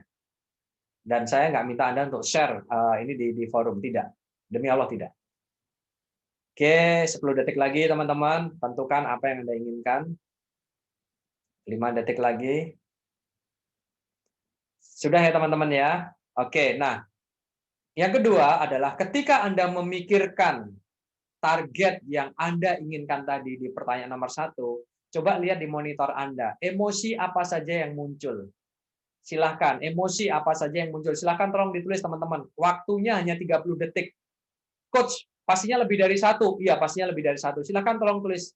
Apakah Anda merasa tidak berharga? Apakah Anda merasa khawatir? Apakah Anda keinginannya memaksa? Apakah Anda merasa optimis? Apakah Anda merasa bahagia? Silahkan tulis semuanya, silahkan. Saya kasih waktu 30 detik mulai dari sekarang. Ketika Anda memikirkan target yang sudah Anda tetapkan tadi, pencapaian yang Anda inginkan tadi, perasaan apa yang muncul? Silahkan. Jujur ya teman-teman kepada dirinya sendiri. Dan pastikan tulisan Anda sama dengan tulisan yang ada di monitor Anda. Emosinya apa, atau levelnya apa, atau Anda mengalami proses apa. Silahkan. Kalau misalnya kata-katanya berbeda, pendekatannya ke arah yang mana dari apa yang ada di layar. Oke, 10 detik lagi.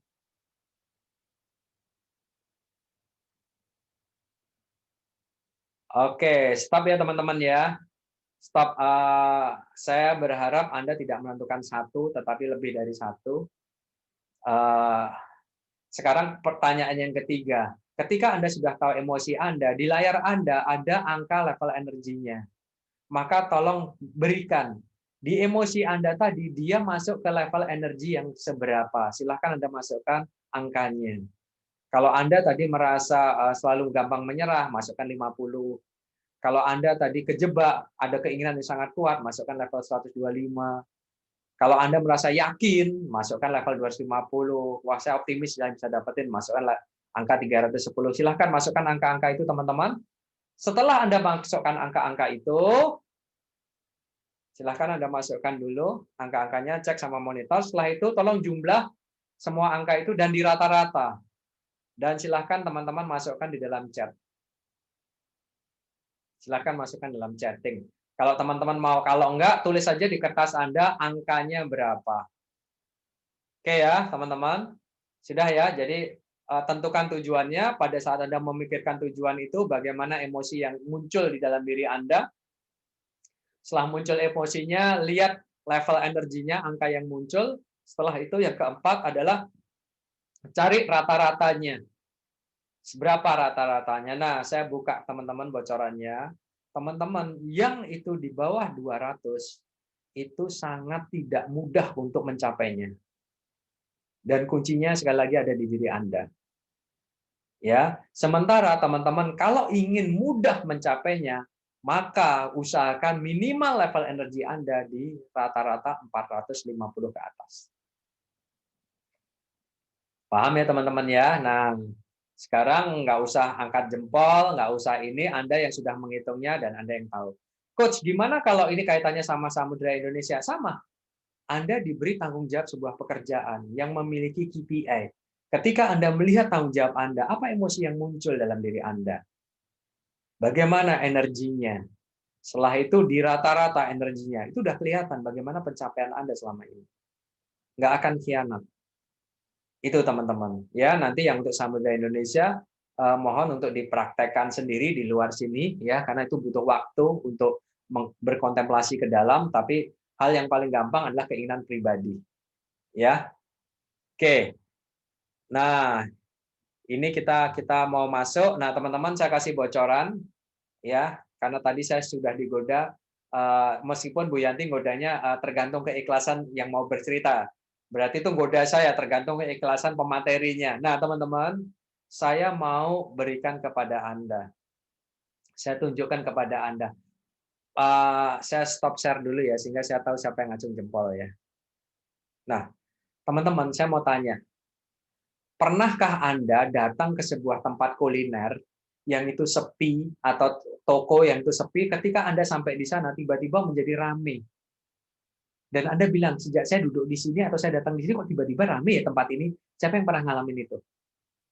Pernah kan mungkin ngalamin itu toh? Nah, itu adalah pikiran bawah sadar Anda yang sedang cerita kepada Anda. Cerita tentang apa? Dia cerita tentang sesuatu yang luar biasa dalam diri Anda. Apa itu yang ini? Mana sih materi tadi? Oke. Nah, dia cerita yang ini, teman-teman. Itulah level di saat Anda dapat energi di atas 450. Itu dia sedang menyampaikan itu, tapi Anda nggak care. Anda udah setelah itu cuek gitu loh. Itu yang jadi. Kemudian yang kedua, pernah nggak Anda menginginkan sesuatu? Aku mau telepon temanku deh, sebut aja namanya Pak Robert. Lama banget aku nggak komunikasi sama Pak Robert. Tiba-tiba Pak Robert WA sama saya. Pak Edwin, boleh nggak aku call? Nah, tuh. Pernah nggak Anda ngalami seperti itu? Nah, ketika Anda pernah ngalamin seperti itu, itulah level di atas 450. Jadi teman-teman, tidak ada yang namanya kebetulan, keberuntungan, itu tidak ada. Hidup ini, kalau saudara kita yang lain menyebutnya karma. Kalau kita menyebutnya barang siapa nanam baik, dia dapat baik, barang siapa nanam buruk, dia dapatnya buruk. Itu adalah hasil yang kita tuai dari apa yang pernah kita tanam. Nah, sekarang yang mau saya tanyakan teman-teman, ayo angkat jempol Anda. Siapa yang mau mengulangi pola-pola seperti itu dalam hidup dan karir Anda? Siapa yang mau? Ayo acung jempol sehingga saya jawab. Oke, good. Acung jempol ya semuanya ya. Bu Yanti enggak kok. Berarti nggak usah toh. Ya. Nah, teman-teman, kadang saya ngelihat klien saya yang ada di Jogja, kejadian 1 bulan yang lalu. Ketika proses coaching, karena saya lihat aman, protokolernya juga dijalankan saya dan keluarganya. Kemudian kita lakukan one-on-one. Apa yang terjadi pada saat itu, sebelum datang saya tiba-tiba masuk aja ke sebuah mall, supermarket, kemudian saya beli, saya ingat banget anggur sama kurma kalau nggak salah. Kemudian saya bawa, begitu mulai coaching saya bilang, Bu, ini ada sedikit oleh-oleh nih. Bukan gratifikasi loh ya.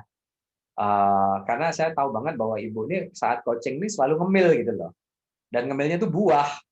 Sehingga saya belum pernah lihat beliau memakan anggur dan kurma, itu saya belum pernah lihat.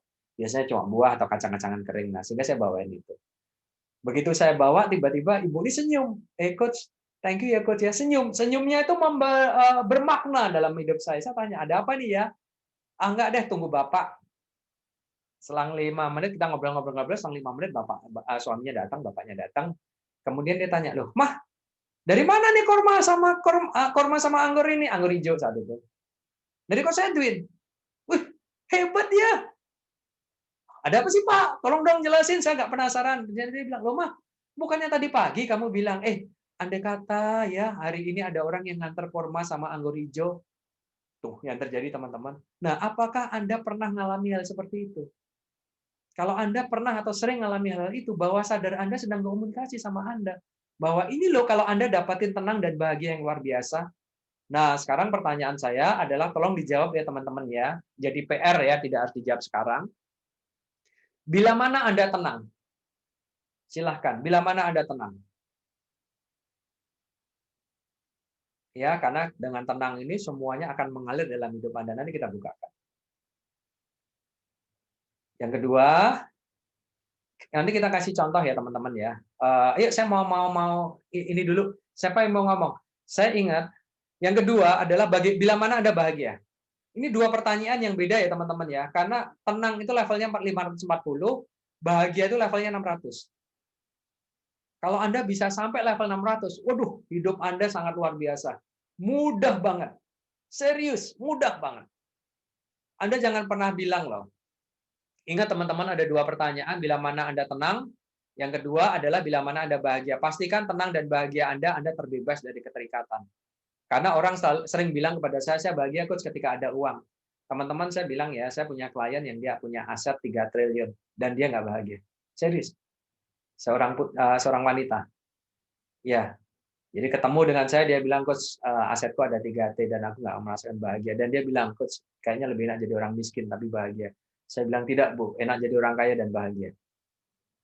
Ini jadi, alhamdulillah saya butuh waktu hampir 1 tahun untuk membantu beliau. Dan di proses pertemuan yang ke-7, beliau mendapatkan enlightenment, yaitu kesadaran murni dalam hidupnya.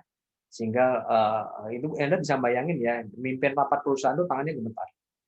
Dan setelah pertemuan ke-7, beliau mendapatkan enlightenment, dan alhamdulillah dengan izin Tuhan, beliau bisa pimpin perusahaan dengan jauh lebih bagus. Itu yang jadi. Nah, pertanyaan saya, teman-teman, bila mana Anda tenang, yang itu terbebas dari keterikatan, dan bila mana Anda bahagia, yang kedua, yang itu Anda terbebas dari keterikatan. Pasti kan berbeda.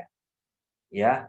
Nah, salah satu yang pernah saya lakukan adalah tahun 2011-2014, saya punya sahabat China, yang dia sukses luar biasa, masih muda sukses luar biasa. Saat itu saya suka banget kerja sama istri saya, dan dia bilang, Pak Edwin, salah cara kerjanya. Dia bilang gitu, jangan kejar uang. Dia bilang gitu, kamu nggak akan bahagia dengan ngejar uang. Dia cuma bilang itu aja. Dia bilang satu hal yang berikutnya, buat Pak Edwin bahagia sama istri, uang datang dengan sendirinya. Itu kuncinya. Makanya saya bilang, teman-teman, buat diri Anda bahagia, maka semuanya akan dengan mudah datang ke dalam diri Anda. Ya, oke. Sekarang saya mau tanya nih, tenang dulu aja. Bila mana Anda tenang, siapa yang mau share? Silakan, satu aja. Adakah yang mau share? Saya stop share terlebih dahulu. Ya, siapa yang mau share? Bila mana Anda tenang? Nggak usah ruwet-ruwet, yang sederhana aja. Bila mana Anda tenang? Oh, value foundernya. Mau coba jawab, Pak? Silahkan, siapa ya? Ya, Stefani, Pak. Stefani, ya. Silahkan, iya. Bu. Saya jawab untuk pertanyaan pertama ya, Pak. Saya merasa tenang itu terutama ketika sadar bahwa saya sudah mengupayakan semua yang bisa saya upayakan. Jadi selebihnya yang memang tidak berada dalam kontrol diri saya, itu saya pasrahkan. Begitu, Pak. Terima kasih. Ya. Ya, terima kasih Bu Stefani. Jadi ketika Bu Stefani sudah mengupayakan, karena itu dalam kontrolnya dia, setelah itu yang di luar kontrolnya dia, ya udah dia serahkan kepada Tuhan. Itu modal luar biasa Bu Stefani. Ya, tetapi itu juga rumit. Rumit. Ya, karena masih kerja. Saya cerita sama Bu Stefani karena beliau beresonansi energi. Itu sebetulnya yang terjadi. Nanti kita cerita bagaimana beresonansi energi. Sebentar, sabar ya Bu Stefani ya, kira-kira 5-10 slide lagi. Nah, apa yang terjadi teman-teman? Ada seseorang yang dia tenang ketika dia tidur. Ya udah tidur. Ya tidur harus lama. Enggak, dia tidur paling 15 menit, 30 menit dia tidur, tapi tidurnya kita ajarkan. Dan dia bilang, coach, ternyata ilmunya luar biasa, coach ya. Jadi ketika saya tidur, saya tenang. Setelah itu saya dapatkan pencerahan yang luar biasa. Karena apa? Dengan Anda tenang, itu energi, kalau kata-kata Bu Stefani Devita itu beresonansi energi Anda dengan alam semesta. Itu kunci. Ya, nah, yuk mari kita lihat. Nah, artinya pastikan ya teman-teman ya, Anda harus bisa mendapatkan ketenangan dan kebahagiaan. Nah, yuk kita contek yuk. Apa sih yang terjadi di sini? Nah, teman-teman, tanpa sadar kita hidup seperti ini. Harus kita akui. Ada pikiran sadar, ada pikiran bawah sadar. Kalau kita terlalu banyak stres dalam hidup ini yang kecil ini adalah pikiran sadar kita. Ini kita hidup seperti ini. Tuh ya. Banyak dipermalukan ya, pakai celana pendek seperti itu ya, rambut kayak potong batok gitu ya. Kita dipermalukan dalam hidup ini, serius. Kita ditertawakan. Sedangkan yang besar sana di belakangnya itu pikiran bawah sadar kita. Yang dia tugasnya adalah mencatat memori sejak Anda dalam kandungan sampai Anda hari ini, tidak lepas. Tidak akan lepas, tidak ada satupun yang lepas, sehingga saya percaya kitab catatan amal. Ya, saya percaya itu. Karena apa? Dia punya memori, dan inilah yang kita pakai ketika kita melakukan proses hipnoterapi ke klien. Ya, ada seseorang yang udah lama kejadian, udah 3-4 tahun yang lalu. Jadi waktu anak ini umur 18 tahun, sekarang dia udah umur 23-an. yang pada saat itu dia tiba-tiba mogul, nggak mau kuliah, orang kelas 2 SMA, dan dia marah sama bapaknya. Padahal ini biasanya dekat sama bapaknya. Apa yang jadi, ibunya kebingungan, kemudian dia hubungi saya karena dia tahu lewat media sosial, dia tahu saya. Kemudian dia cerita, "Coach, bisa bantu nggak?" Saya bilang, "Oke deh, kita usahakan." Nah, kemudian kita masuk ke pikiran bawah sadar si anak, dan apa yang terjadi, ternyata anak ini ngaku di usia kandungan 5 bulan dalam keadaan rahim ibunya, ayahnya ingin membunuhnya, ingin menggugurkannya. Anak ini rekam loh. Jadi teman-teman, supaya nggak kesannya mistik, dari mana kok anak ini bisa ngerekam, Coach? Jadi si anak kan terhubung ibunya lewat plasenta. Apapun yang didengar oleh ibunya dari perintah bapaknya, gugurkan anak itu, ibunya mendengar, itu kan akan berpengaruh secara sistem saraf, neuro, ke dalam kandungannya juga, bener kan? Itu direkam sama anak. Itu membuat anaknya bencinya luar biasa sama bapaknya. Padahal hari-hari biasanya nggak, hanya pada 2-3 hari itu. Dan akhirnya apa? Kita kembali ke masa dalam kandungan, kita edukasi, kita lakukan reprogramming pikiran bawah sadarnya, kita bangunin, ibunya tanya diapain, saya cuma cerita, "Bu, apa benar dulu usia 5 bulan mau dibunuh sama bapak, bapaknya marah, suaminya marah?"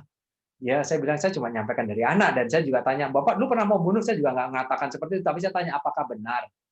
Si ibunya diem, bapaknya cenderung temperamen. Akhirnya saya bilang, "Oke deh, gini aja, saya buka semuanya, mana yang benar, mana yang salah, lalu saya dikasih tahu." Saya buka semuanya apa yang diberitahukan oleh si anak itu.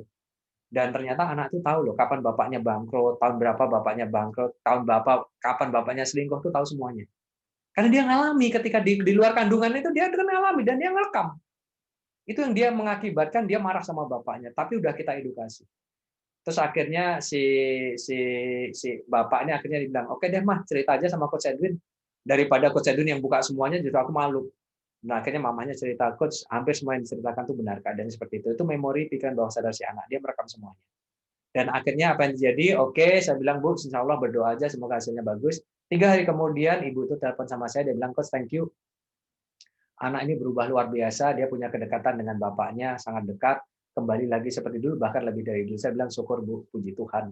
Ya, karena semua karena rahmat dan berkah dari Tuhan semesta alam. Itu aja yang terjadi. Saya hanya menjadi fasilitatornya saja, ya. Nah, teman-teman, tanpa kita sadar, kalau kita mau menggunakan gelombang otak, ya, inilah gelombang otak kita. Ada beta, alfa, theta, dan delta. Ya, mana keadaan kita sadar, mana keadaan kita tertidur, dan semakin kita mengarah ke bawah, ini kita semakin tertidur. Dan ada satu saat, yaitu antara beta dan alfa, ini namanya REM, yaitu pada saat mata Anda mulai antara ngantuk dan melek. Kalau bahasa Jawanya ketil-ketil, kalau bahasa Indonesianya itu berkelip-kelip, seperti itu. Nah, kalau Anda seperti itu dan mulai menelan ludah pada saat Anda sedang berdoa, berarti Anda sedang mulai mencoba masuk ke dalam pikiran bawah sadar Anda. Ini kita mau belajar sana. Apa hubungannya pandemik sama ini sama pencapaian sukses saya? Ya, Anda harus akses pikiran bawah sadar Anda. Karena disitulah memori-memori pola sukses Anda di masa lalu yang itu terdistorsi oleh keadaan pandemik yang bombastis seperti ini, semuanya negatif, bablas nggak ada positif-positifnya sama sekali loh beritanya. Ya, dalam aspek apapun tuh hampir nggak ada positifnya. Sehingga Anda harus benar-benar melihat, masa lalu saya pernah berhasil loh. Tuh, nah apa yang terjadi? Ya, inilah yang terjadi teman-teman ketika Anda stres. Lihat, ini kita mengukur gelombang otak kita menggunakan sebuah program namanya EEG, Electric Encephalographic. Itu di rumah sakit. Ya, kita bisa lihat gelombangnya dari gelombang theta, alfa, betanya, dan gamanya Anda bisa lihat. Bayangkan gelombang otak Anda seperti itu. Anda stres, ini peak-nya yang putih-putih semakin banyak. Bayangkan hidup Anda ketika Anda sedang menaiki sebuah bahtera namanya bahtera kapal Nabi Nuh.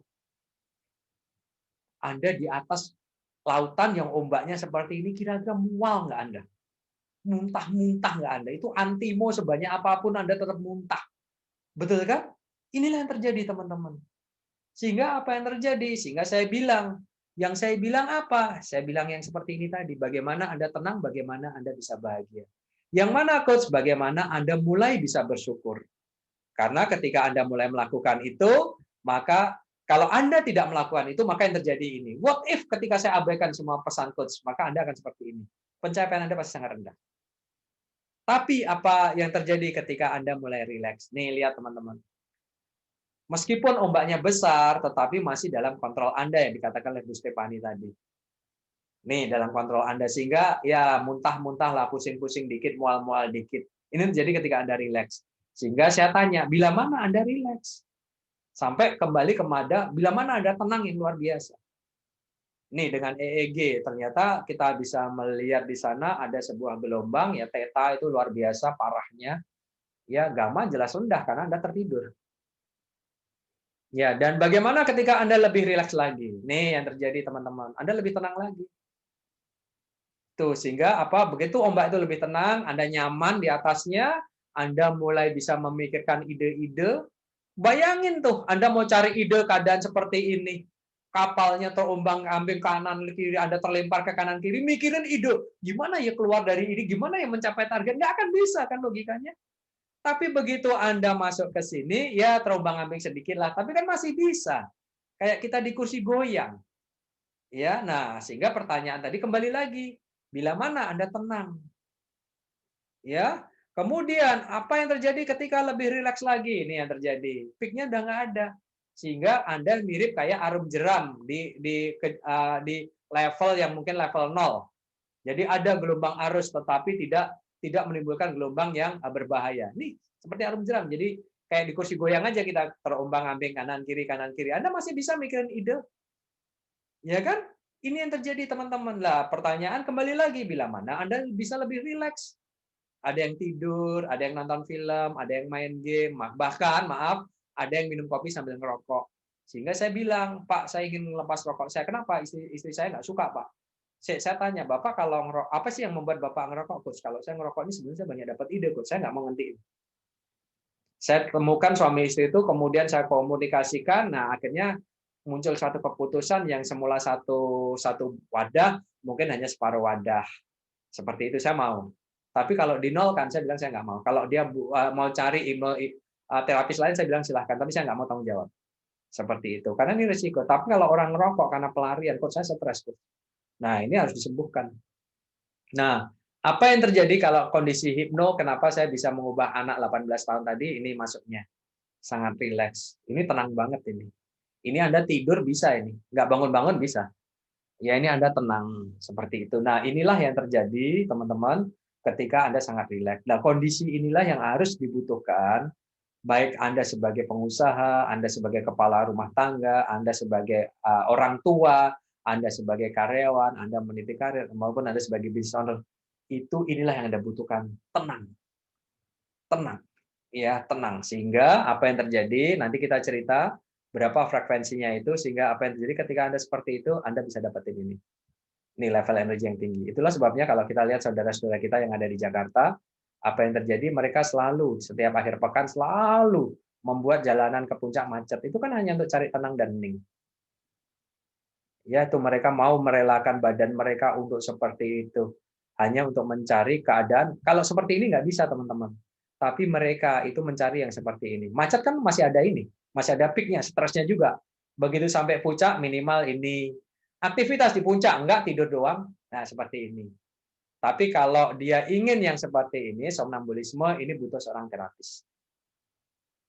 Ya, sehingga apa yang terjadi, teman-teman, yang terjadi adalah satu hal. Sebelum kita lihat ya. Nah, Bu Stefani, thank you banget. Tadi dia sudah cerita tentang energi, sehingga apa yang terjadi, saya berusaha memasukkan, cari file tadi tentang energi di file PowerPoint saya, ini ada. Kita lihat teman-teman, ini ada sebuah film yang ilustrasi yang sangat sederhana. Ya, ada 3 koil, di mana 3 koil ini tidak saling bersentuhan, tapi koil ini melambangkan energi kita, melambangkan frekuensi kita, kemudian dia melambangkan pencapaian kita.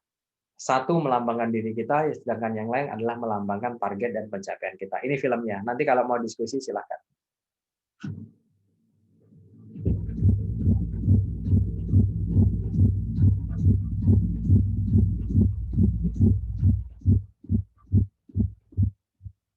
Anda lihat frekuensinya ya teman-teman ya. Anda lihat frekuensinya. Ya, frekuensi mana yang Anda tenang. Lihat, ini magnet yang paling bawah adalah magnet besar. kemudian di kiri ada magnet bulat, di kanan ada magnet bulat, kemudian di paling kanan itu ada sebuah koil di layar Anda. Sebuah koil yang kita arus dengan arus listrik, sehingga dia akan menghasilkan sebuah gelombang elektromagnetik. Frekuensi-frekuensi yang sudah tertera itu adalah frekuensi ketika Anda tidur terlelap. Ingat, tubuh Anda pun tidak bergerak. Ya, ini kemarin kita belajar, Bu, Bapak Ibu, ini di LOA. Kita belajar dari sel, ya, karena tubuh kita terdiri dari sel, ada mitokondria, ada ribosom, kita belajar sampai level itu. Ya, ini sudah masuk ke frekuensi yang Anda sudah mulai sedikit sadar. 6 Hz itu Anda sudah mulai sadar. Coba lihat, koil yang satunya masih diam. Sedangkan yang di dekat lilitan dia mulai goyang kanan kiri, tapi belum berputar. Sedangkan target Anda itu ada di koil sebelah, dia diam aja, nggak respon diri Anda. Itu target yang ingin Anda capai. Bagaimana dengan 7? Wah, ini diri Anda berputar, kerja keras bro, kerja keras wis, kerja dan kerja. Lupakan mentalitas. Yang di sebelah sana belum gerak loh. Kerja keras tuh, yang di kanan cuma ayo, kanan kiri, dia belum respon yang sama. Betul kan teman-teman? Iya, ini percobaan ilmiah. 9 Hz ketika Anda kesadaran yang cukup tinggi. Artinya pikiran sadar ya. Stres, mulai marah, mulai ini. Apa yang jadi? Diri Anda goyangnya mulai kayak orang tidur, kayak orang nggak hidup. Sementara target Anda justru nggak respon. Itu kembali lagi kayak frekuensi Anda tidur hanya kanan kiri seperti itu. That's true story. Ya, dilakukan percobaan di salah satu fakultas MIPA, ya, fakultas teknik. Bagaimana dengan 7,8 Hz, teman-teman? Lihat, nah, coba lihat nih teman-teman. Diri Anda bekerja keras dan target Anda pun merespon Anda. Ini yang kita mau, teman-teman. Inilah yang dikatakan Bu Stefani tadi di jawaban di chattingnya. Beresonansi dengan energi alam semesta. Itu yang jadi. Kalau Anda bisa seperti ini, Anda akan luar biasa. Target Anda akan sangat mudah dicapainya. Anda seperti memperlakukan Google Map dalam hidup Anda. Ketika Anda salah jalan, Anda akan di-reroute, carikan jalan alternatif. Syaratnya hanya satu, selaras dengan energi alam semesta. 7,8. Bukan 7, bukan 8. Sama dengan teman-teman ketika teman-teman ingin mendengarkan sebuah radio. Sebut aja radio A atau Prambors sebut saja. Maka frekuensi Prambors di kota Jakarta itu hanya pada frekuensi tertentu. Ketika kurang dari itu, maka suaranya akan tidak jernih. Ketika lebih dari frekuensinya, tidak akan jernih. Tapi ketika pas, Anda akan bisa akses suara itu dengan sangat memuaskan. Setuju, teman-teman? That's it. Itu yang kita butuhkan. Everything is energy. Nah, sebagai penutup, inilah yang terjadi. Inilah yang kita tanamkan tadi. Kenapa harus tenang? Karena Tuhan bilang, yang menciptakan kita, wahai jiwa yang tenang, kembali kepada Tuhanmu. Kembali dengan hati yang puas lagi diridai. Pasti penuh rasa syukur. Masuklah dalam jamaah hamba-hambaku sebagai umat Tuhan. Dan masuklah dalam surgaku. Ketika Anda diperkenankan masuk dalam surga, apapun yang Anda minta tanpa kerja. Semua dimudahkan. Setuju kan teman-teman? Nah, itu hanya ada di frekuensi mana? Hanya ada di frekuensi sorry. Hanya ada di frekuensi 7,8 Hz. Berusahalah untuk tenang, maka cari jawaban atas PR kita tadi, bagaimana caranya supaya Anda benar-benar bisa tenang luar biasa. Cari jawabannya, pastikan Anda terbebas dari semua keterikatan Anda. Oke teman-teman, itu yang bisa kita berikan. Tanpa sadar Anda hampir kurang lebih 1,5-2 jam. Udah 2:30 loh ini. Kita belajar dari jam 1. Ya, ini kami. Silahkan Anda yang berkenan untuk menghubungi kami, itu nomor kami, itu website kami, dan ini email kami. Ya, saya lupa nggak memasukkan YouTube kami, nanti biar di-share sama tim kami. Oke, nah silahkan teman-teman. Saya udah stop share. Teman-teman yang mau bertanya, silahkan. Tabah tekun iman udah yang tadi. Nah, Bu Stefani beresonansi energinya. Nah, ini yang luar biasa. Cuma kata-kata dibuatnya mau Pak, ini yang saya bingung, ini maunya apa gitu ya. Ya, nah teman-teman, entah Anda sebagai karyawan, Anda sebagai business owner, Anda sebagai decision maker, pastikan Anda tenang. Ya, salah satu contoh ilustrasi yang pernah Anda alami dalam kehidupan Anda adalah ketika Anda ujian waktu SMA atau kuliah, Anda sudah belajar, masuk ruang ujian, Anda panik, tiba-tiba semuanya jadi blank, lupa. Betul kan? Anda ketemu seseorang di bandara, cipika-cipiki, Anda lupa namanya, semakin ingat semakin lupa. Suatu keadaan Anda tenang, Anda sedang minum kopi, atau Anda sedang ngerokok, tiba-tiba jawaban soal ujian itu tiba-tiba Anda ingat semua. Ini ya jawabannya, kenapa tadi nggak ingat ya? Nah, karena Anda nggak tenang. Dan sekarang ingat karena Anda tenang. Ketika di bandara udara, Anda sedang ngopi, ngerokok, tiba-tiba, oh alah, Masya Allah, tadi itu ternyata ini toh. Nah, tiba-tiba Anda menemukan jawabannya. Nah, itulah yang terjadi. Teman-teman, apa yang saya lakukan kepada tim saya, yang terjadi perubahan luar biasa ketika saya belajar tentang live adalah ketika klien-klien kita minta untuk ambil take time dalam hidup Anda di mana Anda tenang. Nah, inilah salah satu rahasia kenapa saudara-saudara kita Tionghoa mereka mempunyai waktu untuk bekerja dan mereka punya waktu untuk kapan saatnya berlibur. Kenapa? Karena diri Anda harus tenang. Tetapi setiap manusia punya 24 jam dalam satu harinya. Berapa persen dalam 24 jam itu Anda bisa tenang? Teman-teman, ada satu rahasia ini saya ungkapkan, minimal 10% dalam 24 jam itu Anda harus tenang. 2,5 jam itu Anda harus tenang. Terserah Anda mau beribadah, Anda mau bermeditasi, Anda mau pergi berenang, Anda mau main game, Anda mau nonton film, bahkan tidur, tapi tidur yang berkualitas. Kalau enggak, Anda tidur yang muncul di pikiran Anda nanti angka, justru nggak tidur-tidur Anda. Ya, lihatlah acara televisi, dengarlah radio, dengarlah sebuah cerita, bacalah sebuah artikel yang ada kaitannya dengan impian Anda. Titik. Itu kalau enggak, gunakan waktu untuk Anda tenang, entah itu liburan, entah Anda main game dan sebagainya. Oke. Nah, teman-teman, yuk ada lagi yang mau ditanyakan? Silahkan, bebas nih. Atau saya belum cek nih. Ada yang sudah ketahuan level energinya? Ini ada nih, 255. Ini rendah ini. Ya, siapa ini? Saya nggak akan sebut namanya ya. Ini cukup rendah, 255. Cukup rendah. Silahkan Anda masukkan angka Anda di chat, silahkan. Saya akan bahas 255. Jauh, Pak. Emosinya tolong dijaga. Saya akan bantu teman-teman. Kalau Anda, saya yakin, saya juga nggak bisa, Anda juga nggak bisa. Ingat kisah Nabi Yusuf, apapun agama Anda, Yusuf. Ketika dia digoda dengan salah satu istri pejabat Mesir. Apa yang dikatakan? Dia bilang bahwa Yusuf pun di dalam Al-Quran dikatakan dia pun berkehendak kepada wanita itu. Tapi dia bilang apa? Tuhan rahmati. Sehingga kita minta untuk sesuatu emosi-emosi yang negatif, Anda harus terima dulu. Jangan dibenci, teman-teman. Diterima dulu, karena itu karunia Tuhan. Anda tidak akan bisa menjadi seorang penyabar kalau Anda tidak pernah merasakan bagaimana Anda marah. Ketika Anda bisa marah, karena Anda bisa menahan, Anda bisa bersyukur menjadi seorang penyabar. Kalau Anda nggak pernah marah, ya orang akan lihat, memang dari dulu dia nggak pernah bisa marah. Bagaimana Anda tahu Anda sabar? Anda nggak pernah mencium bau durian. Tiba-tiba Anda dibawain durian, ini buah apa? Normal Anda ngatain seperti itu. Tapi karena Anda sudah hobi durian, belum datang ke tempat Anda, masih di dalam bagasi mobil, Anda udah bisa cium baunya, karena udah ada di level Anda. Seperti itu. Jadi teman-teman hati-hati sekali, Anda hanya akan dapetin apa yang ada dalam file kepala Anda. Itu, maka file isi kepala ini yang baik-baik saja. Ya, nah, ini belum ada yang mau berbagi lagi, ini baru Pak Puja aja. Thank you Pak Puja sudah mau berkenan untuk sharing. Ya. Nah, teman-teman, kaitannya sama pekerjaan dan kehidupan Anda, ada yang mau Anda diskusikan, silahkan Anda share di chat atau langsung tanya. Ingat teman-teman, di sini kita mau belajar bukan untuk membuka rahasia. Ya, jadi kalau satu perusahaan ini sulitnya ya seperti ini. Wah, kalau buka, oh ternyata Bu Ayu tuh kayak gini ya.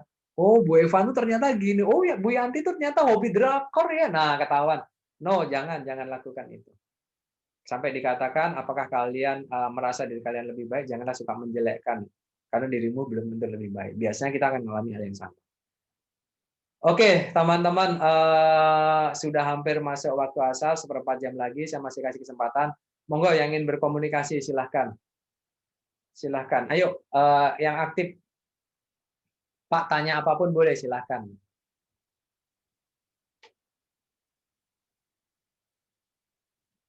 Sebenarnya terasa nggak belajar 2 jam? Bu Eva, iya Bu Eva Pak, tanya. Enggak terasa. Asik Pak. Cuman saya mau nanya, sebenarnya Iya, kita Pak. marah itu boleh apa enggak sih? Gimana Bu Eva? Marah itu boleh apa enggak sih? Boleh Bu. Oh boleh ya. Marah itu boleh. Ya, yang tidak boleh adalah yang harus kita kelola adalah menempatkan marah pada tempat yang tepat. Oh.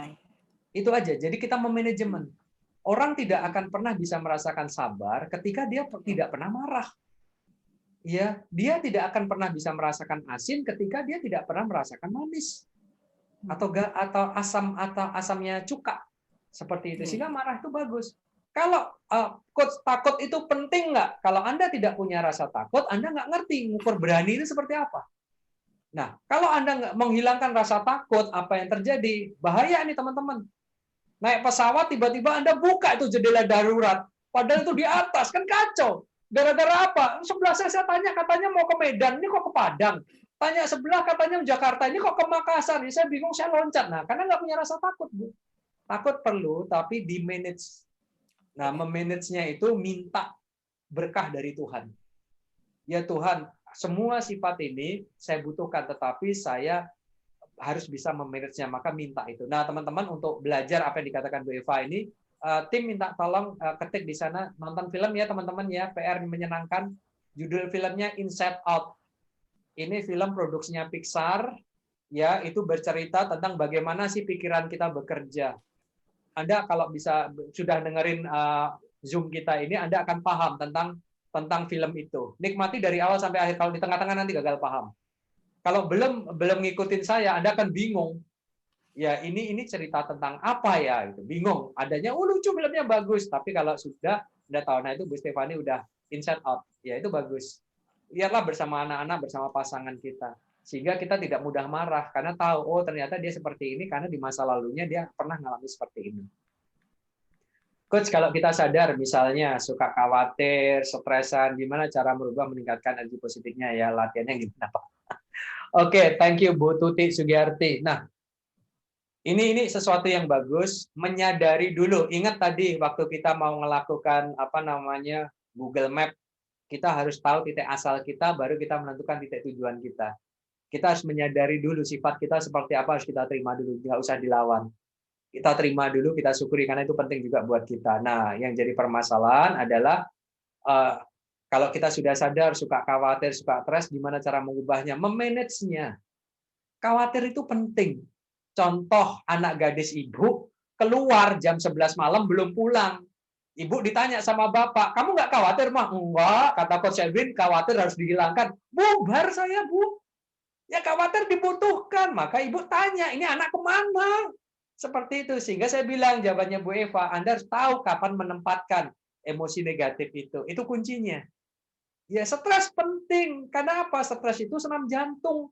Tapi kalau setiap hari stres, gula Anda naik, jadi penyakit.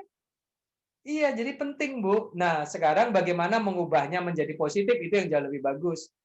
Pertanyaannya hanya 2, Bu Tuti. Ajukan 2 pertanyaan dalam diri Anda. Ketika Anda khawatir terhadap suatu kejadian, maka Anda kembalikan kepada yang menciptakan itu. Ya, ada satu kisah, ya dia mengembalikan semuanya kepada Tuhannya. Jadi semuanya diselesaikan.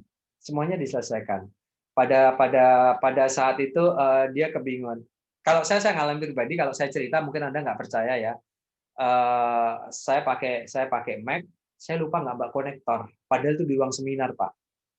Kalau konektor Mac itu kan nggak mudah nyarinya di pasaran, nggak semua toko handphone punya, betul kan? Saya cari semalam itu nggak ada di tas. Saya cari di koper nggak ada. Saya tanya sama tim, biasanya kan Bapak sendiri yang bawa. Akhirnya apa yang terjadi? Saya bilang, tapi ini butuh energi yang cukup gede ya Bapak Ibu ya. Level energi yang cukup tinggi. Akhirnya saya bilang, ya Allah, aku besok harus berbagi sama masyarakat. Dan saya nggak akan punya materi, nggak akan punya kekuatan ketika saya nggak bisa memberikan PowerPoint saya. Dan benar-benar saya lupa. Apa yang terjadi Bapak Ibu? Udah setelah itu saya serahkan kayak Bu Stefani tadi, saya serahkan, kemudian saya tidur. Besok paginya saya buka bagian tertentu dari tas saya. Itu ada barang itu di situ. Nggak pernah saya nempatin barang itu di sana. Saya bilang, alhamdulillah deh saya pakai. Cuma itu saya diam. Dan klien-klien juga mengatakan hal yang sama. Apa yang dia lakukan, bagaimana dia mengubah. Hanya dengan 2 pertanyaan. Ketika Anda hadapi sebuah masalah yang tidak sesuai dengan harapan Anda, apa yang sudah Anda lakukan sehingga kejadian itu terjadi dalam hidup Anda? Yang kedua, apa yang belum Anda lakukan?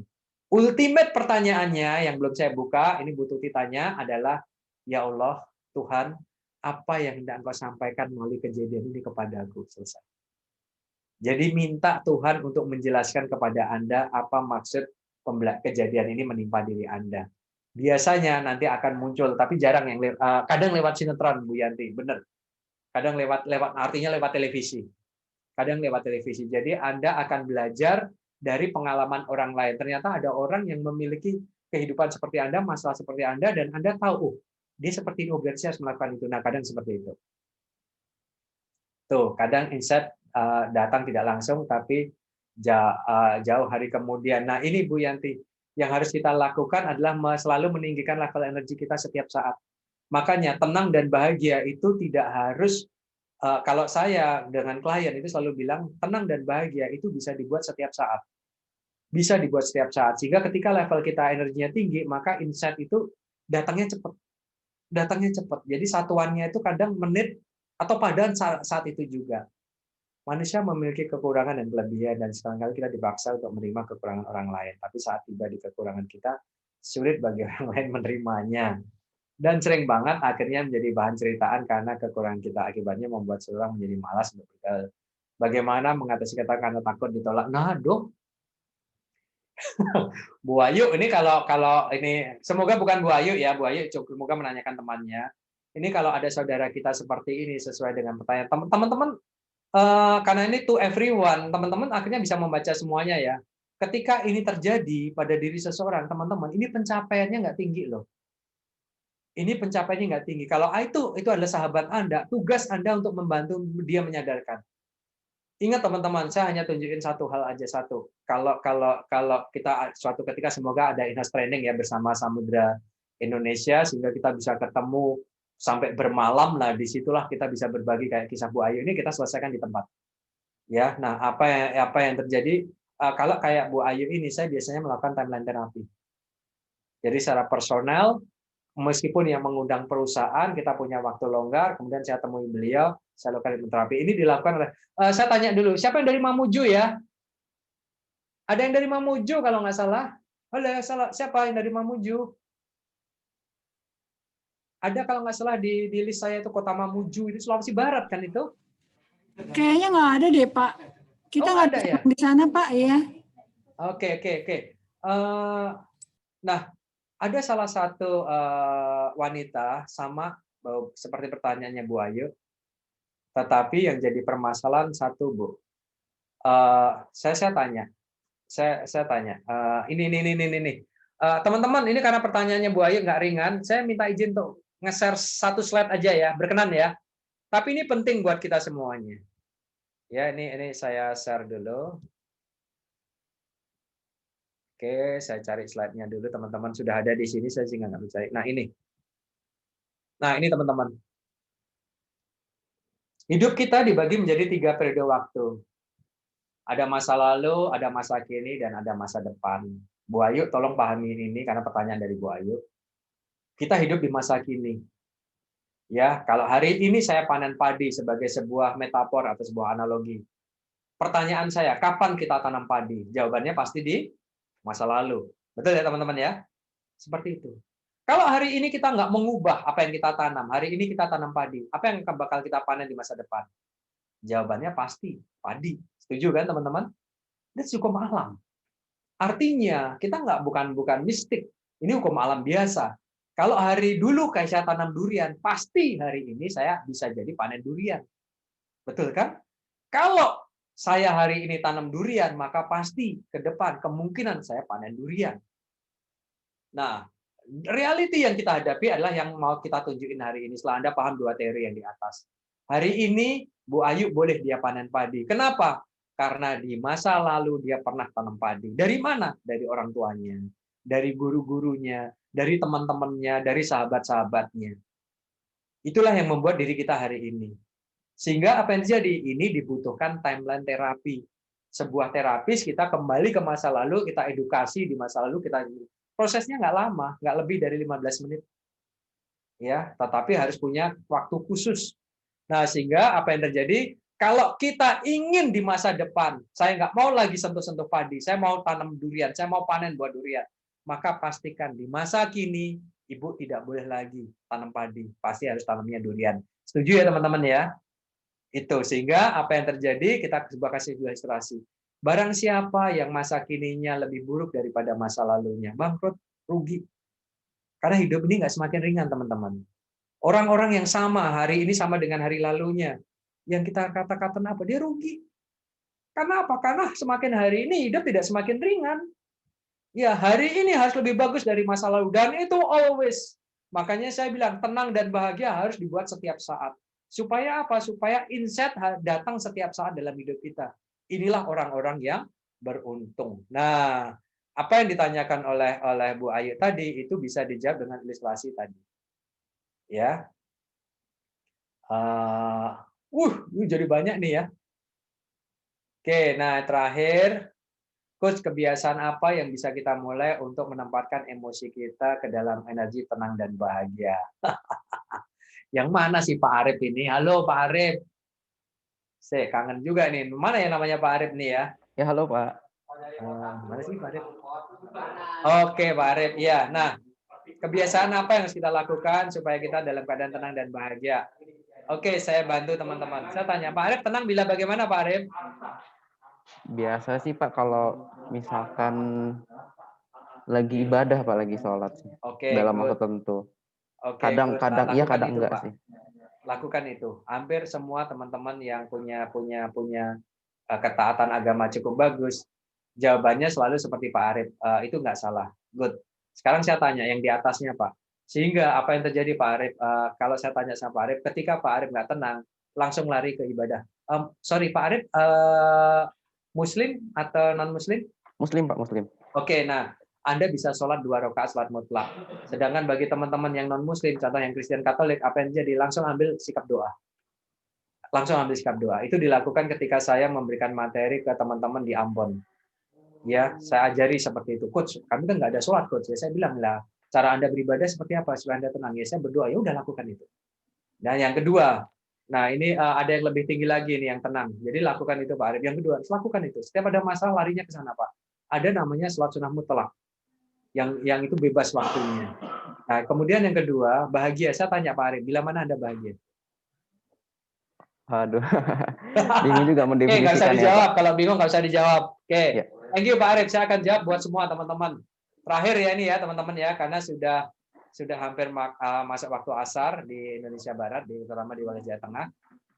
Nah, teman-teman, bagaimana supaya bisa bahagia? Karena bahagia level energinya berapa? Ayo diintip dulu. Silakan tadi. Berapa level energinya? Bahagia itu kan di bawah enlightenment 1000 kan tadi. 600 Pak. Tadi. 600. Sama tim saya sudah dikopikan. 600. Good, Pak Anggi. Thank you 600. Nah, teman-teman, ini menjawab Bu Yanti juga dan Pak Arif juga dan pastinya teman-teman semuanya. Anda itu bisa bahagia setiap saat. Cuma yang jadi masalah Anda nggak mau dan Anda nggak sadar.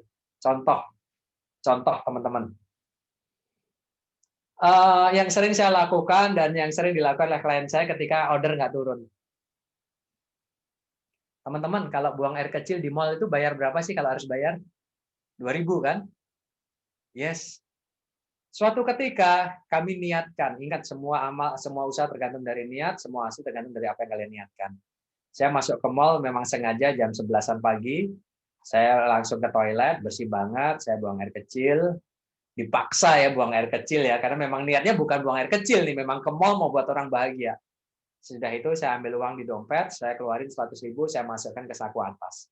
Jangan di barang-barang dompet Pak, kalau uang gede berjamaah itu waktu mau dikeluarin untuk kegiatan sosial itu biasanya dia nggak mau Pak, setannya kerja. Ya ini udah dipisahkan dulu. Begitu saya keluar, saya lihat di situ ada ibu-ibu simbok ya dalam bahasa Jawanya, ibu-ibu tua yang dia kayaknya yang bersihin. Saya tanya, Bu, Ibu yang bersihin toilet ini, iya Pak, kotor ya Pak ya? Enggak, bersih, terima kasih, wangi. Ya mungkin masih pagi Pak, enggak, itu memang bersih kok Bu, saya terima kasih. Terus saya keluar buka dompet, saya keluarin 2.000, saya masukkan ke kaleng, cilik ke kotaknya. Kemudian saya keluarin 100.000, saya bilang, Bu ini untuk Ibu. Dia melihat saya kemudian bilang, Bu ini uang asli. Ya karena pagi hari masih sepi kan ya, ini uang asli. Saya senang banget kamar mandi itu bersih dan saya terima kasih sama Ibu, ini untuk Ibu. Dia bilang apa? Teman-teman, dia bilang, aduh, dalam bahasa Jawa ya Pak, Dan itu tuan. Tuan, baru sekali ini loh ada orang ke toilet ngasih saya 100.000. Saya dalam hati kecil saya juga bilang, saya baru sekali ini buang air kecil 100.000, biasanya 2.000. Ya, tapi apa yang terjadi? Ekspresi bahagia kelihatan dari body language-nya. Betul kan? Tiba-tiba apa yang jadi Pak Robert, dia bilang, ya Tuhan, Tuhan ini bla bla bla dalam bahasa daerah. Saya bilang, stop Bu. Saya bilang, stop. Saya bilang, Bu, doain saya di perusahaan saya sudah 3 bulan nggak ada order. Tolong ya Bu, Tuhan, tolong Tuhan. Tuhan ini tolong dikasih order Tuhan. Apa yang terjadi Bapak Ibu? Turun 6 kontainer di perusahaan saya. Hanya dalam waktu 3 hari kemudian. Itu yang jadi. Nilainya nggak besar sih, nilainya kurang lebih 6 miliar. Itu yang jadi teman-teman. Dan akhirnya sampai hari ini kami gunakan. Nah, tapi ini butuh uang. Ada yang nggak butuh uang, lebih gampang lagi teman-teman. Sekarang saya tanya, ayo jujur, Anda naik kendaraan, entah roda 2, entah roda 4. Tiba-tiba ketika Anda di jalan raya, ada seseorang, entah itu anak kecil, remaja, atau orang tua sedang nyebrang jalan. Anda secara sengaja, ingat saya buang air kecil tadi secara sengaja. Ini yang sering dilakukan oleh klien-klien kami yang UMKM. Mereka menghentikan kendaraannya dengan sengaja, kemudian mereka menunjukkan dengan tangan, silahkan Anda nyebrang, Anda aman. Dan apa yang terjadi ketika ini orang nyebrang? Pertanyaan saya, apa yang muncul di perasaan Anda? Bahagia yang luar biasa, benar kan? Apalagi ketika orang itu membalikkan badan dan dia memberikan tanda ucapan terima kasih kepada Anda jauh lebih bahagia lagi, benar kan? Pertanyaan saya, saat Anda bahagia itu apa yang Anda lakukan? Ya udah, ngoncor aja mobil Anda atau motor Anda, benar kan? Jangan lakukan itu lagi, teman-teman. Sesaat itu energi Anda sedang tinggi-tingginya, maka minta apa persoalan berat Anda. Sebagaimana saya tadi di sana, oh Bu Yanti baru bilang, oh iya Bu, jangan langsung lawyer pergi Bu, minggir Bu. Jangan letter S Bu, kalau letter S Ibu cari masalah. Ya cari tempat minggir langsung berdoa. Atau kalau nggak sambil nyopet berdoa, ya Allah, Tuhan aku punya masalah ini ya Allah. Ya Allah, dengan tadi aku berwasilah, jual amal Pak. Wasilah amal, dalam agama kita kan ada kan? Jadi kita berbuat baik, kemudian ya Allah dengan kebaikan yang aku lakukan hanya karenamu ya Allah, ya Tuhan, maka aku punya masalah, selesaikan masalahku, selesai. Hanya satu permintaan, jangan borong ya. Mentang-mentang ada 10 permasalahan, satu orang nyebrang langsung bilang 10, jangan, satu aja. Nanti cari orang nyebrang lain lagi teman-teman. Kan bisa setiap saat. Betul ya Pak Arif ya? That's it, lakukan itu setiap saat. Lakukan itu. Ada masalah yang luar biasa. Coach, orang nyebrangnya nggak ngucapin terima kasih itu coach biasa aja. Udah, justru kalau Anda ikhlas, Anda nggak ngomel-ngomel, itu energinya lebih tinggi lagi. Oke ya. Nah, itu teman-teman dari pertanyaannya Pak Arif terakhir, semoga bisa menjawab. Bahagia itu dalam diri Anda. Anda bahagia ketika Anda berbuat sesuatu buat orang lain, silahkan. Tapi tidak harus orang itu bahagia. Kalau Bu Yanti kan saya bahagia ketika orang lain bahagia, gitu kan? Jangan Bu, kalau orang lain nggak bahagia, Anda nggak dapat loh Bu. Jangan pedulikan hasilnya, Bu. Saya bahagia ketika saya melakukan sesuatu buat orang lain. Selesai, sudah. Jauh lebih bahagia, Bu, dan jauh lebih gampang. Itu yang saya maksud, teman-teman. Tidak ada kemelekatan. Makanya tadi saya bilang, tolong tulis, tolong ngomong, sehingga saya tahu ada kemelekatan nggak. Ini akhir-akhir mau ditutup, baru cerita semuanya. Ya, oke. Kemudian, terima kasih. Oke, teman-teman. Kayak nikahan kemantan dong, Bu Yanti. Bukan saya ya, Bu Yanti yang ngomongnya. Oke teman-teman, itu dari saya karena waktu asar sudah berjalan. Anda belajar 2 jam. Biasanya sih teman-teman tidak merasakan belajar karena belajarnya funny. Tapi harapan saya Anda dapat sesuatu yang luar biasa dan itu bermanfaat minimal untuk kehidupan pribadi Anda dan di tempat di mana Anda sedang meniti karir saat ini. Ketika Anda merasa baik, mungkin ada saudara kita, teman kita yang belum berkesempatan untuk belajar, Anda masih ingat ilmunya, ajarin itu ke mereka. Ketika mereka berhasil, anak buah Anda berhasil, itu kesuksesan juga akan mensupport Anda juga. Itu dari saya. Bu Yanti ini pakai ditutup sama Bu Yanti atau langsung saya tutup aja? Langsung ditutup aja, Pak. Oke, teman-teman, kita akhiri dengan bacaan Alhamdulillah bersama-sama. Alhamdulillahirrahmanirrahim. Assalamualaikum warahmatullahi wabarakatuh. Sukses buat Anda semuanya, jaga kesehatan Anda, ya, dan semoga di kesempatan lain kita bisa ketemu secara offline ya. Oke, terima kasih. Bye. Ya, terima kasih Coach. Terima kasih ilmunya. Terima kasih teman-teman.